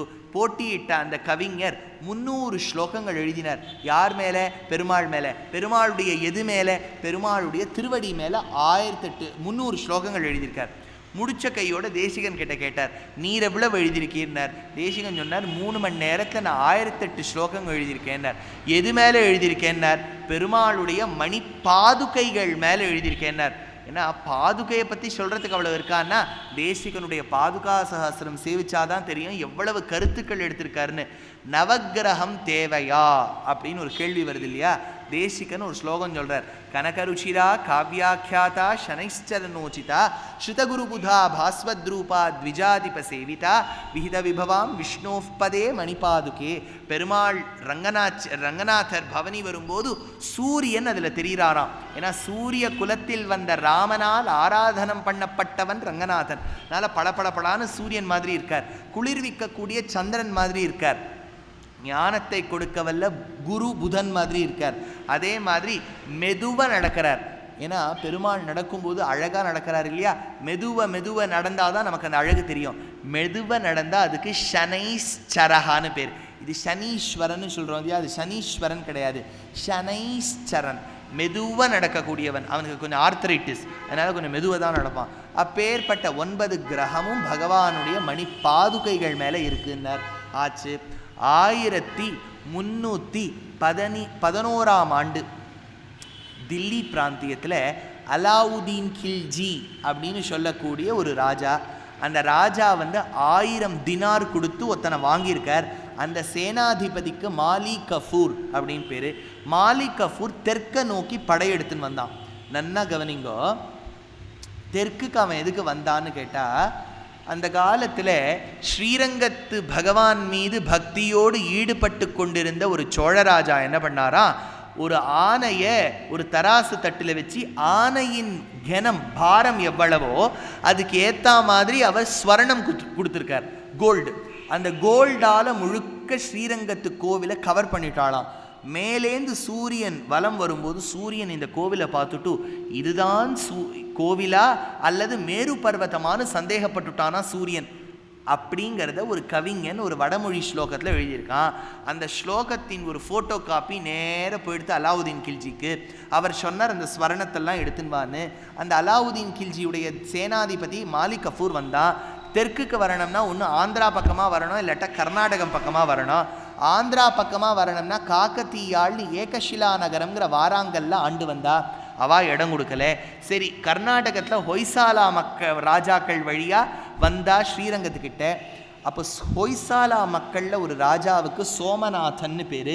சோமநாதன் அமைத்த ஊருக்கு சோமநாதபுரம்னு பேர். அந்த சோமநாதபுரம்ங்கிறது தான் இக்காலத்தில் மருவி சமயபுரம் அப்படிங்கிற பேரில் திருச்சிராப்பள்ளிக்கிட்ட இருக்குது. அந்த இடத்துல துருஷ்கர்கள் படையெடுத்தா ஆச்சு. அலாவுதீன் கில்ஜி வந்தா. எவ்வளவு ஸ்வர்ணம் எடுத்துன்னு போனான்னா கல்வெட்டு சொல்கிறது 260 டன், அதாவது 2,60,000 கேஜி கோல்டு எடுத்துன்னு போயிருக்கான். மறுபடியும் 1321ஆம் ஆண்டு கியாசுத்தீன் துக்ளக்குங்கிற ராஜா, அவருக்கு ஒரு பிள்ளை உல்லு கான்னு பேர். அந்த உல்லு கானுக்கு இருந்த பேர் தான் முகமது பின் துக்ளக் அப்படின்னு பேர். அந்த முகமது பின் துக்ளக் என்ன பண்ணார், படையை திரட்டி கொண்டு வந்து ஸ்ரீரங்கத்தை எப்படியாவது இடிக்கணும் உடைக்கணும்னு இருந்தார். 12,000 ஸ்ரீ வைஷ்ணவர்கள் கை கோத்து நின்னா 12,000 பேர் தலையையும் வெட்டி அந்த தலையை பூமியில் இட்டு 12,000 வைணவர்களின் தலை திருத்திய பன்றியாழ்வான் சன்னதின்னு இன்னைக்கும் இருக்கு. அதையும் தாண்டி கொண்டு கோவிலுக்குள்ள வரார். அதுக்குள்ள வேதாந்த தேசிகன் என்ன பண்ணார், ரங்கநாதருடைய உற்சவ மூர்த்தியை பிள்ளலோகாச்சாரியார்னு ஒரு ஆச்சாரியன் கொடுத்து நீங்க ஏழை பண்ணுங்கன்னு சொல்லி மூலவருக்கு முன்னாடி கல்லில் ஒரு ஷவர் எழுப்பிட்டார். துருஷ்கர்கள் வந்தா பார்த்தாலாம், எங்குமே பகவான் இல்லை. சரி, மேலேந்து கர்ப்பகிரகத்தை போட்டு இடிக்கலாம்ங்கிறதுக்காக கடபாரையால் இடிச்சா அப்போ தூளெல்லாம் பகவான் மேலே விழப்படாதுன்னு ஆதிசேஷன் ஒரு அடி முன்னாடி வந்தாராம். அப்பேற்பட்ட காலகட்டம். அந்த உற்சவரை ஏழை பண்ணிட்டு பிள்ளலோகாச்சாரியார் நேர கிளம்பினார். தேசிகன் ஸ்ருதப்பிரகாஷிகான்னு ஒரு கிரந்தத்தை ஸ்ரீரங்கத்தில் ரட்சிக்கணுங்கிறதுக்காக தலையில் மூண்டாசா கட்டிக்கொண்டு அவர் பிணங்களுக்கு நடுவில் படுத்துட்டார் புஸ்தகத்தை ரட்சிக்கணுங்கிறதுக்காக. He slept among dead bodies. நம்ம பெரியவாள்லாம் என்ன காரியங்கள்லாம் பண்ணி நம்மளை காப்பாற்றி கொடுத்துருக்கா பாருங்க.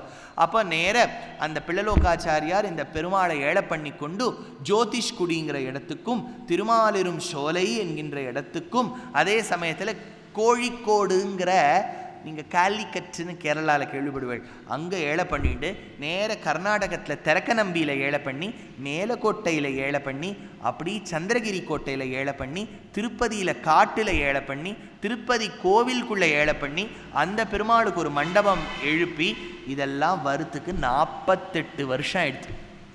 அதுக்குள்ளே சுவாமி தேசிகன் என்ன பண்ணார், அவர் ஒரு விஷயம் எழுதினார். என்னன்னா, கொப்பண்ணன் ஒரு ராஜாக்கு, அப்பா ரங்கநாதருக்கு ஸ்ரீரங்கத்தில் ஆராதனமே நடக்கிறதில்ல, எப்படியாவது துருஷ்கர்களோட சண்டையை போட்டுட்டு பெருமாளை மீட்டு கொண்டு வா. கொப்பண்ணன் அந்த துருஷ்கர்களோட சண்டை போட்டு பெருமாளை மீட்டு கொண்டு வருகின்றான். இப்போ பெருமாள் உள்ள நுழையிறார் ஸ்ரீரங்கத்தில். 48 வருஷம் கழிச்சு அந்த 48 வருஷத்தில் இன்னொரு உற்சவர் பண்ணிட்டா. அதனால் எது ஒரிஜினல் எது டியூப்ளிகேட்டுன்னு யாருக்கும் தெரியல. அதனால் பின்னாடி வந்தவர் யார் முன்னாடி வந்தவர் யாருன்னு தெரியல. அதனால் இந்த விக்கிரகங்களை 48 வருஷத்துக்கு முன்னாடி யார் பார்த்துருக்காளோ அவளால் தான் சொல்ல முடியும். அதில் ஒரே ஒரு வண்ணாத்தான் இருந்தானாம், 90 வயசு, அவனுக்கு கண்ணு தெரியாதான். அவன் சொன்னானா, இந்த 2 விக்கிரகத்தையும் வைங்கோ, திருப்பரி அட்டம் சாட்டுங்கோ, திருமஞ்சனம் பண்ணுங்கோ, வஸ்திரத்தை பிழிங்கோ, ஜலத்தை கொடுங்கோன்னா. முதல் விக்கிரகத்திலையும் ஜலத்தை கொடுத்தா ஒன்றுமே சொல்லலை. 2வது விக்கிரகத்திலையும் ஜலத்தை கொடுத்தா உடனே இவர் சொன்னாராம், இதுதான் நம் பெருமாள், நம் பெருமாள் இவரேன்னு சொன்னாராம். அப்பேற்பட்ட பெரியவர்கள் ரட்சித்தார்கள். பின்னாடி வந்த காலகட்டத்தில் விஜயநகர மன்னர்கள், நாயக்கர்கள் பல பேர் அந்த பெருமாளுக்கு தொண்டு செய்தே வந்தார்கள். அப்பேற்பட்ட தொண்டு செய்த கட்டத்தில் வந்தவர்கள் தான் கர்நாடக திரிமூர்த்தின்னு பேர். கர்நாடக சங்கீதத்தில் இருந்த தியாக பிரம்மம் பஞ்சரத்னம்னு ரங்கநாதர் மேலே பாடியிருக்கார். அதே சமயத்தில் முத்துசுவாமி தீட்சிதர் ரங்கபூர விஹார ஸ்ரீரங்க பூர விஹார ஜய கோதண்ட ராம வதர ரகுவீர ஸ்ரீரங்க பூர விஹார. அந்த பெருமாளை பாடாத வாயே இல்லை.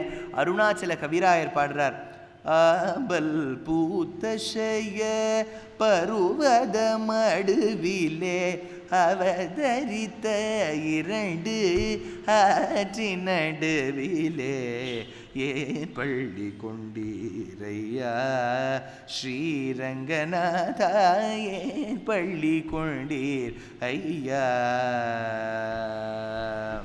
கௌஷிகன் சொல் குறித்ததற்கோ அரகி குலையிலோம்பு தெரித்ததற்கோ ஈசன் வில்லை முறித்ததற்கோ பரசுராமன் உரம் பறித்ததற்கோ ஏன் பள்ளி கொண்டீரையா.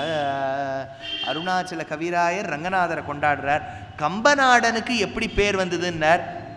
அவருக்கு அவ அப்பா அம்மா வச்ச பேர் என்னன்னு யாருக்கும் தெரியாது. கம்பன் தேரெழுந்தூர்னு பேர், மாயவரது பக்கத்தில். அங்கு பிறந்தவர். ராமன் மீது 10,348 பாடல்களோடு கூடிய கம்பராமாயணத்தை இயற்றினார். கம்பராமாயணத்தை இயற்றிய அந்த ஆச்சாரியன் புலவரானவர் இந்த புத்தகத்தை எடுத்துக்கொண்டு ஸ்ரீரங்கத்தில் நாம் அரங்கேற்ற வேண்டும் என்று சென்றார். அங்கே பார்த்தா அங்கே இருந்த கவிஞர்கள்லாம் இதில் தப்பு, அது தப்பு, அது தப்பு, இது தப்புன்னா தப்பு கண்டுபிடிக்கிறதுக்கே நல்ல பேர் இருக்கார் லோகத்தில். அப்படி இருக்கும்போது பார்த்தார் இந்த கவிஞர், நேர கம்பராமாயணத்தை கொண்டு நரசிம்மன் சந்நிதியில் வச்சார். நரசிம்மா நீ சொல்லு, நான் எழுதினது தப்பான்னு கேட்டார். அப்போ ஒரு தூண் உடையக்கூடிய சத்தம் கேட்டுதான். தூண் உடையும் போது அதில் ஒரே சப்தமாம். அப்போ ஒரு சிங்கத்தின் கர்ஜனை கேட்டுதாம். மாறி மலைமுழஞ்சில் மன்னி கிடந்துறங்கும் சீரிய சிங்கம் அறிவுற்று தீவிழித்து வேரிமயிர் பொங்க எப்பாடும் பேர்ந்துதறி மூறி நிமிர்ந்து முழங்கி புறப்பட்டு போதருமா போலே நீ பூவை பூவண்ணா. சப்தம் கேட்டுதாம். தூண் உடையக்கூடிய சத்தம். தூணுக்கு என்ன பேருன்னார்? கம்பம்னு பேரு. அந்த கம்பம் பிளந்து இவருக்கு அனுகிரகம் பண்ணதுனால இவருக்கு கம்பன். இன்னைக்கும் நீங்க தாயாருடைய சன்னதிக்கு முன்னாடி பார்த்தேன்னா கம்பன் மண்டபம்னு ஒன்று இருக்கும். மேட்டழகி சிங்கர் சன்னதிக்கு முன்னாடி. ரொம்ப ஆச்சரியமான சன்னதி. ஸ்ரீரங்கத்தை நீங்கள் சேவிக்கணும்னா ஒரு நாள் போராது, நீங்கள் ஒரு வாரம் தங்கணும். 21 கோபுரம், 7 பிராகாரம், 70க்கும் மேற்பட்ட சன்னதிகள். ஒவ்வொரு சன்னதியிலையும் ஒரு விசேஷம் உண்டு. 5 குழி 3 வாசல் என்ன, பிராட்டியின் சன்னதி என்ன, விஸ்வக்சேனர் சன்னதி என்ன, ஆழ்வார்கள் ஆச்சாரியர்களின் சன்னதி என்ன, இப்படின்னு பல பல பல பல விசேஷங்களோடு இருக்கக்கூடியது ஸ்ரீரங்கம். ஒரு கவி சொல்றார், ஷயனிக்கும் பெருமாளின் தொப்புள் கோடி கமல தொப்புள் கொடி மேல் பிரம்மன் அமர்ந்தபடி உலகத்தின் உயிர்களை படைத்தபடிய படைப்பினை திருமால் காத்தபடி அண்டம் பகிரண்டம் அதை காக்கும் அவன் கோதண்டம் விண்ணையுமன் நுலகையுமழக்கும் மௌவா மனபாதம் ஹரி ஹரி ஹரி எனதினம் ஸ்மரி ஹரி ஹரி ஹரி எனதினம் ஸ்மரி ஹரி ஹரி ஹரி எனதினம் ஸ்மரி நான் வணங்கிடும் இறைவனோ சங்கு சக்கரதாரி என் நெஞ்சில் பள்ளி கொண்டவன் ஸ்ரீரங்க நாயகன் சயனத்தை ஆதிசேஷன் மேலே திருவடி திருமகள் மடி மேலே பூலோகநாயகன் ஸ்ரீரங்கன் என் நெஞ்சு பள்ளி கொண்டவன். ஆச்சரியமான இந்த ரங்கநாதர் இன்னைக்கும் நம்ம மனசால அகண்ட காவேரி தாண்டி தென்னங்கீற்று தாண்டி அம்மா மண்டபம் தாண்டி தெற்கு கோபுரம் தாண்டி அடையவளஞ்சான் தாண்டி சித்திர வீதி தாண்டி உத்தர வீதி தாண்டி காயத்ரி மண்டபத்தின் உள்ளே பிரணவாக்கார விமானத்தின் கீழே சேஷபீட்டத்துக்கு மேலே திருமணத்தூண்களின் நடுவே கடியவாகி புடைபறந்து மிளிர்ந்து செவ்வரியோடு நீண்டவ பெரியவாய கண்களோடு கூடிய பெருமாளையும் பச்சைமாமலை போல் மேனி பவழவாய் கமலச்செங்கண் அச்சுதா அமரரீரே ஆயர்த்தம் கொழுந்தே என்னும் இச்சுவை தவிர யான் போய் இந்திரலோகம் ஆளும் அச்சுவை வேண்டேன் என்று இருக்க கூடிய பெருமாளையும் குடதிசை முடியை வைத்து குணதிசை பாதம் நீட்டி வடதிசை பின்பு காட்டி தென்திசை இலங்கை நோக்கின்னு இருக்கக்கூடிய பெருமாளையும் சப்த பிராகார மத்தியே சரசிஜ முகுளோத்வாசமானே விமானே காவேரி மத்தியதேசே மிருதுதர பணிராட் போகபரியங்க பாகே நித்ரா முத்ராபிராமம் கடினிகடசிர பார்ஷ்வ விநியஸ்தஹஸ்தம் பத்மாதாத்ரி கராபியாம் பரிசித சரணம் ரங்கராஜம் பஜேஹம்னு இருக்கக்கூடிய பெருமாளுடைய அழகான எழிலையும் யௌவனத்தையும் சௌகுமாரியத்தையும் லாவண்யத்தையும் சௌந்தரியத்தையும் சேவிக்கும் போது இது பூலோக வைகுண்டம்னு நிச்சயமா தெரியும். ஆனால் அந்த ஸ்ரீரங்கத்துக்கு 2 பக்கமும் ஓடுறது காவேரி. கங்கையிற் புனிதமாய காவேரி நடுவு பாட்டுன்னு ஆழ்வார். கங்கையை விட புனிதத்தன்மையாம் காவேரிக்கு. அந்த காவேரி யாருன்னா ரங்கநாயகி தாயாருடைய அம்மாவா, சமுத்திரராஜாவின் பத்னியா, ரங்கநாதருக்கு மாமியாரா. அதனால மாமியார் அதாவது மாப்பிள்ளையையும் பெண்ணையும் பார்க்கணுங்கிறதுக்காக ஸ்ரீரங்கத்துக்கு வரா. காவேரி எங்கேருந்து ஆரம்பிக்கிறா? கர்நாடகத்துலேருந்து. அதுதான் சுவாமி ப்ராப்ளமாக இருக்குது இல்லையா? கர்நாடகத்துலேருந்து ஆரம்பிக்கிறது தான் நமக்கு ப்ராப்ளமாக இருக்குது. கர்நாடகத்தில் தலகாவேரி அப்படின்னு ஒரு இடம் இருக்குது. தலகாவேரிங்கிற இடத்துல ஆரம்பித்து மெதுவாக வரா காவேரி. மெதுவா வர வழியிலெல்லாம் சந்தன கட்டை விழறதான் காவேரிக்குள்ள. அதனால சந்தனத்தை தேய்ச்சிண்டு வராளாம் காவேரி. அந்த சந்தன கந்தமும் நிறமும் ஜலத்தோட கலந்துருதான். வரவாள்லாம் முத்து, வைரம், வைடூரியம், பவழம், கோமேதகம், பச்சை, வைரம்னு அப்படியே அந்த ஜலத்தில், காவேரி ஜலத்தில் சேர்க்கிறாளாம். ரத்னங்களோடு புரண்டு அடிச்சுண்டு சந்தன கட்டையை தேய்ச்சி காவேரி ஓடி வராளாம். சிவனசமுத்திரம் ஹொக்கானேக்கல் அப்படிங்கிற இடத்துல ஐயோ மாப்பிள்ளைய பார்க்க போகிறோமே, பெண்ணை பார்க்க போகிறோமேங்கிற சந்தோஷத்தில் ஒரு குதிக்கிறாளாம் காவேரி. அப்படியே ஓடி வராளாம். மோகனூர் வழியாக வராளாம், ஈரோடு வழியாக வராளாம். திருவரங்கத்துக்கிட்ட வந்துட்டு இருக்கா. ஐயோ நம்ம பெண்ணை பார்க்க போகிறோம், ரொம்ப நாள் கழிச்சு நம்ம மாப்பிள்ளைய பார்க்க போகிறோம், அவளை கட்டி பிடிச்சிக்கணும் போல இருக்கேங்கிறதுனால ஸ்ரீரங்கத்துக்கு வரும்போது 2ஆ பிரிஞ்சுடுறாளாம் காவேரி. துக்தாபிர் ஜனகோ ஜனன்யஹமியம் ஸ்ரீரேவ புத்ரீவரஹ ஸ்ரீரங்கேஸ்வரமே ததர்ஹமிஹ கிம் குர்வாமிதி வாகுலா சஞ்சச்சாமர சந்திர சந்தன மகா மாணிக்ய முக்தோத்கரான் காவேரி லஹரி கரைர் விதததி தேவசஹைவ ஸ்ரீயா. ஜலம் என்பது பகவான் கொடுத்த சொத்து. நம்ம உருவாக்குறது ஜலம் கிடையாது. அதனால இன்னாருக்கு ஜலத்தில் உரிமை இல்லைன்னு யாரும் சொல்லவே கூடாது. தர்மசாஸ்திரப்படி ஜலம்ங்கிறது எல்லா மக்களுக்கும் பொதுவான ஒரு விஷயம். தட்டுப்பட்டு இவர்தான் பயன்படுத்தலாம், அவர் பயன்படுத்தக்கூடாதுன்னு சொல்றதுக்கு நமக்கு தகுதி இல்லை, சாஸ்திரத்தை கடைப்பிடிக்கிறவாளா இருந்தா. அதனால இப்போ இந்த 2 மாநிலம் மட்டும் இல்லை, தேசத்தில் பார்த்தேன்னா எல்லா மாநிலங்களுக்கும் நடுவில் சண்டை ஜலத்தால தான். அவா வச்சுருப்பா, இவா கொடுக்க மாட்டேன்பா, இவா வேணும்பா, அவா கொடுக்க மாட்டேன்பா, இப்படியே தான் சண்டை போயிட்டு இருக்கு. அதனால எல்லா மாநிலங்களும் ஓரளவுக்கு வேதாந்த ஞானம் பெற்று நம்மளும் வாழணும், இன்னொருத்தரும் வாழ வேண்டுங்கிற எண்ணம் இருக்கணும். லிவ் அண்ட் லெட் லிவ் அப்படின்னு ஆங்கிலத்தில் சொல்லுவா. அந்த மாதிரி தானும் வாழ்ந்து இன்னொருத்தரும் வாழணும்னு நினைக்கணும். எல்லா மாநிலங்களுக்கும் இது பொதுவான ஒரு விஷயம். கேரளமாகட்டும், தமிழகமாகட்டும், கர்நாடகமாகட்டும், எந்த மாநிலத்தில் ஜலம் இருந்தாலும் இன்னொருத்தருக்கும் கொடுக்க தெரிஞ்சிருக்கணும். அது 2வது. நமக்கு ஜலம் வருது இல்லையா, தாமிரபரணிலேருந்து வருது, பெரியார்லேருந்து வருது, வைகையிலேருந்து வருது, பாலார்லேருந்து வருது, கிருஷ்ணாலேருந்து வருது, காவேரியிலேருந்து வருது. இந்த அத்தனை ஜலமும் சமுத்திரத்தில் போய் சேர்றது. இதை நம்ம சேமிக்க தெரிஞ்சுக்கலாம் இல்லையா? நம்மளும் வர ஜலத்தை வெவ்வேறு இடத்துல குளம் மாதிரி கட்டி அந்த இடத்துல நம்ம ஜலத்தை தேக்கி வச்சா அந்த ஜலமானது பூமிக்குள்ளே போய் கிரவுண்ட் லெவலில் ஏற்றிட போகிறது. எல்லா வர ஜலமெல்லாம் சமுத்திரத்தில் போகுது.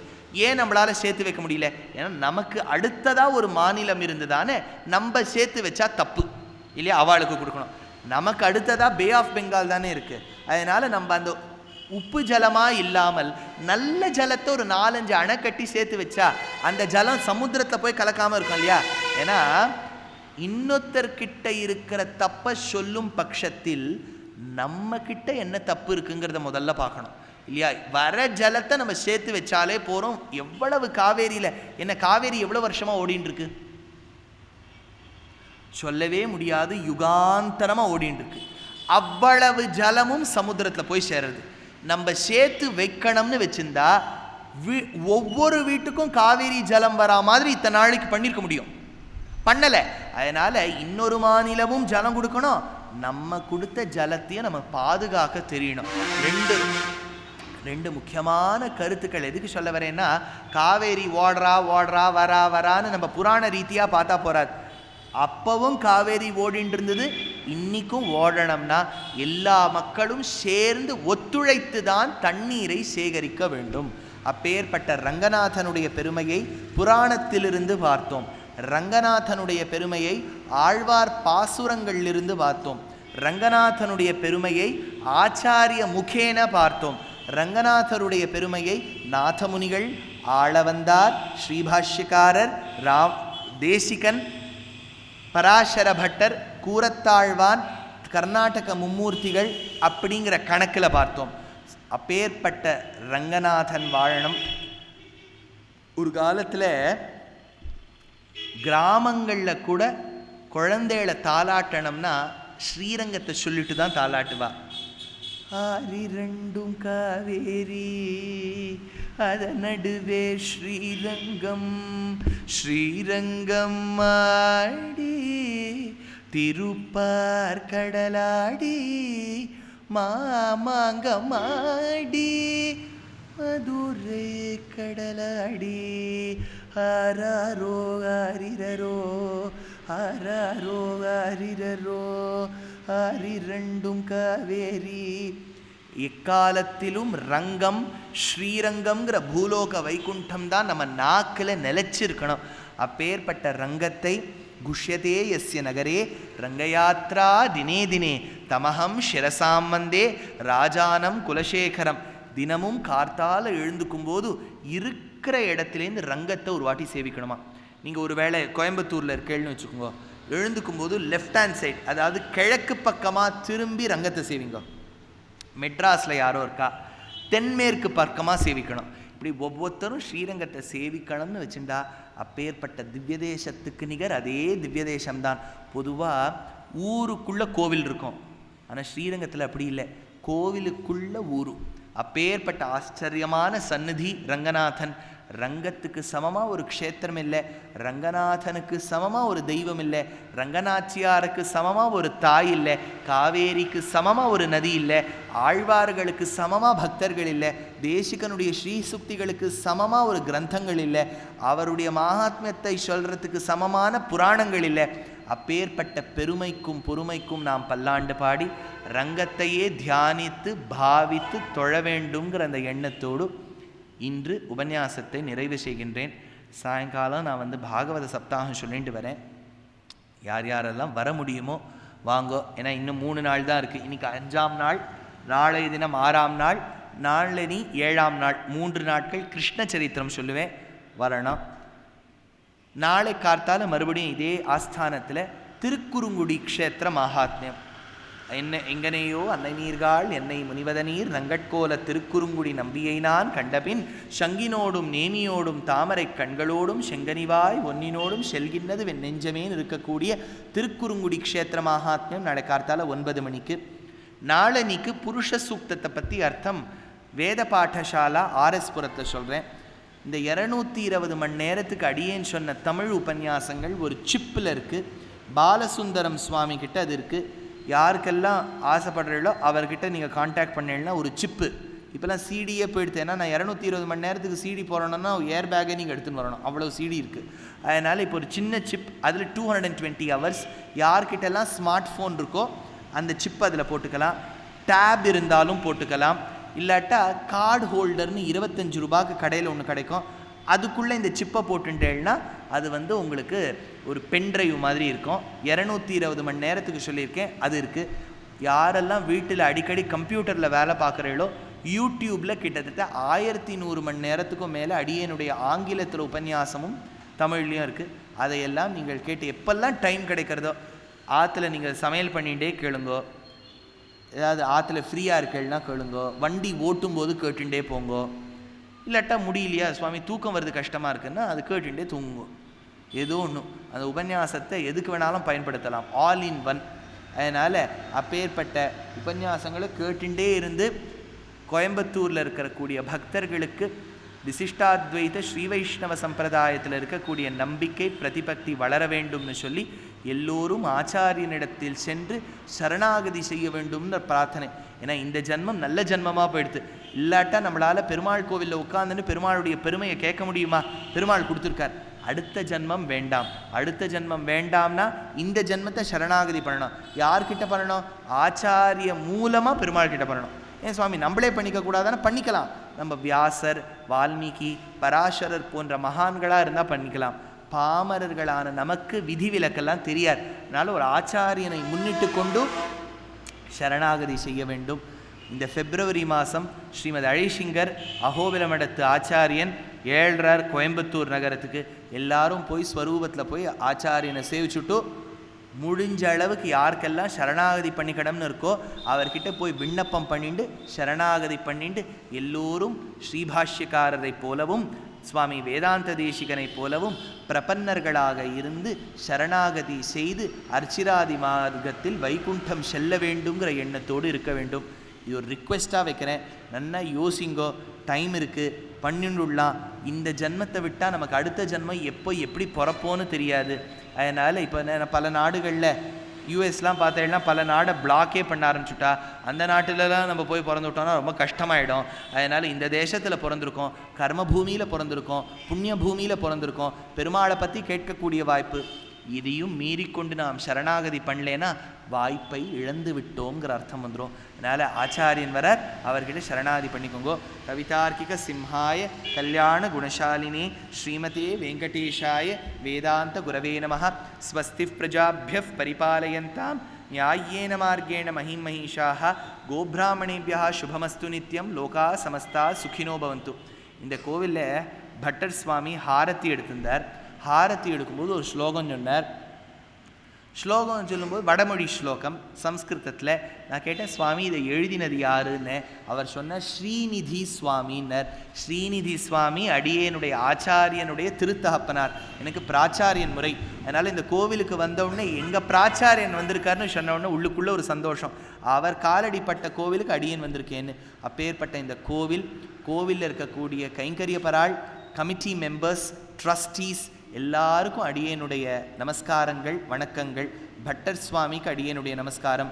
அடியேனுடைய ஆப்தராக இருக்கக்கூடிய பாலசுந்தரம் சுவாமியின் குடும்பத்தாருக்கும் அடியேனுடைய நமஸ்காரங்கள். நீங்கள்லாம் இவ்வளவு திரளாக காலங்கார்த்தால் ஒரு மண்டே மார்னிங் 9 AM இவ்வளோ பேர் வந்து கேட்குறேன்னா எனக்கு பயமாக இருக்குது. எல்லா ஊர் பக்தியும் சேர்ந்து இந்த ஊருக்கு வந்துடுத்தோன்னு.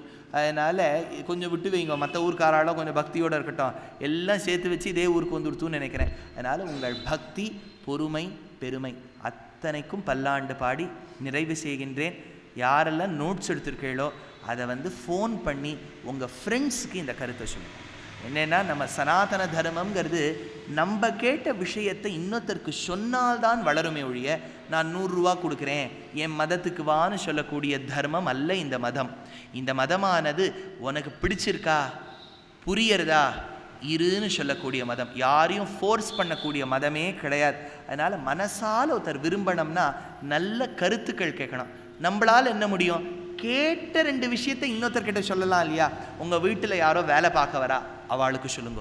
உங்கள் காருக்கு ஓட்டுநராக இருக்கார், அவருக்கு சொல்லுங்க. உங்கள் உறவினர்கள் இருக்கா, அவளுக்கு ஃபோன் பண்ணி சொல்லுங்க. சொல்லி சொல்லி சொல்லி தான் இந்த தர்மம் வளரும்.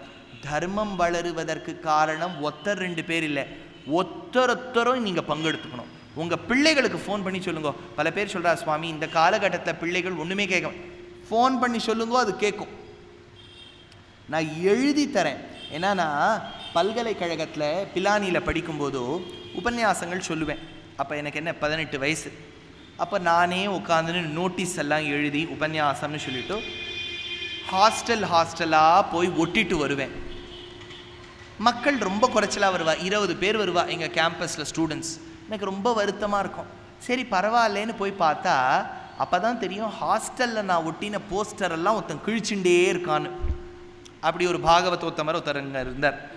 அவர் சொன்னார், படிக்கிற இடத்துல எதுக்கு இந்த உபன்யாசம்லாம் வேண்டாம், அதெல்லாம் முட்டாள் தான் நம்புவான், அதெல்லாம் சொன்னார். நான் பாயே திறக்கலை. பிலானியில் படிச்சுட்டு வேலை பார்த்துட்டு இருந்தேன்.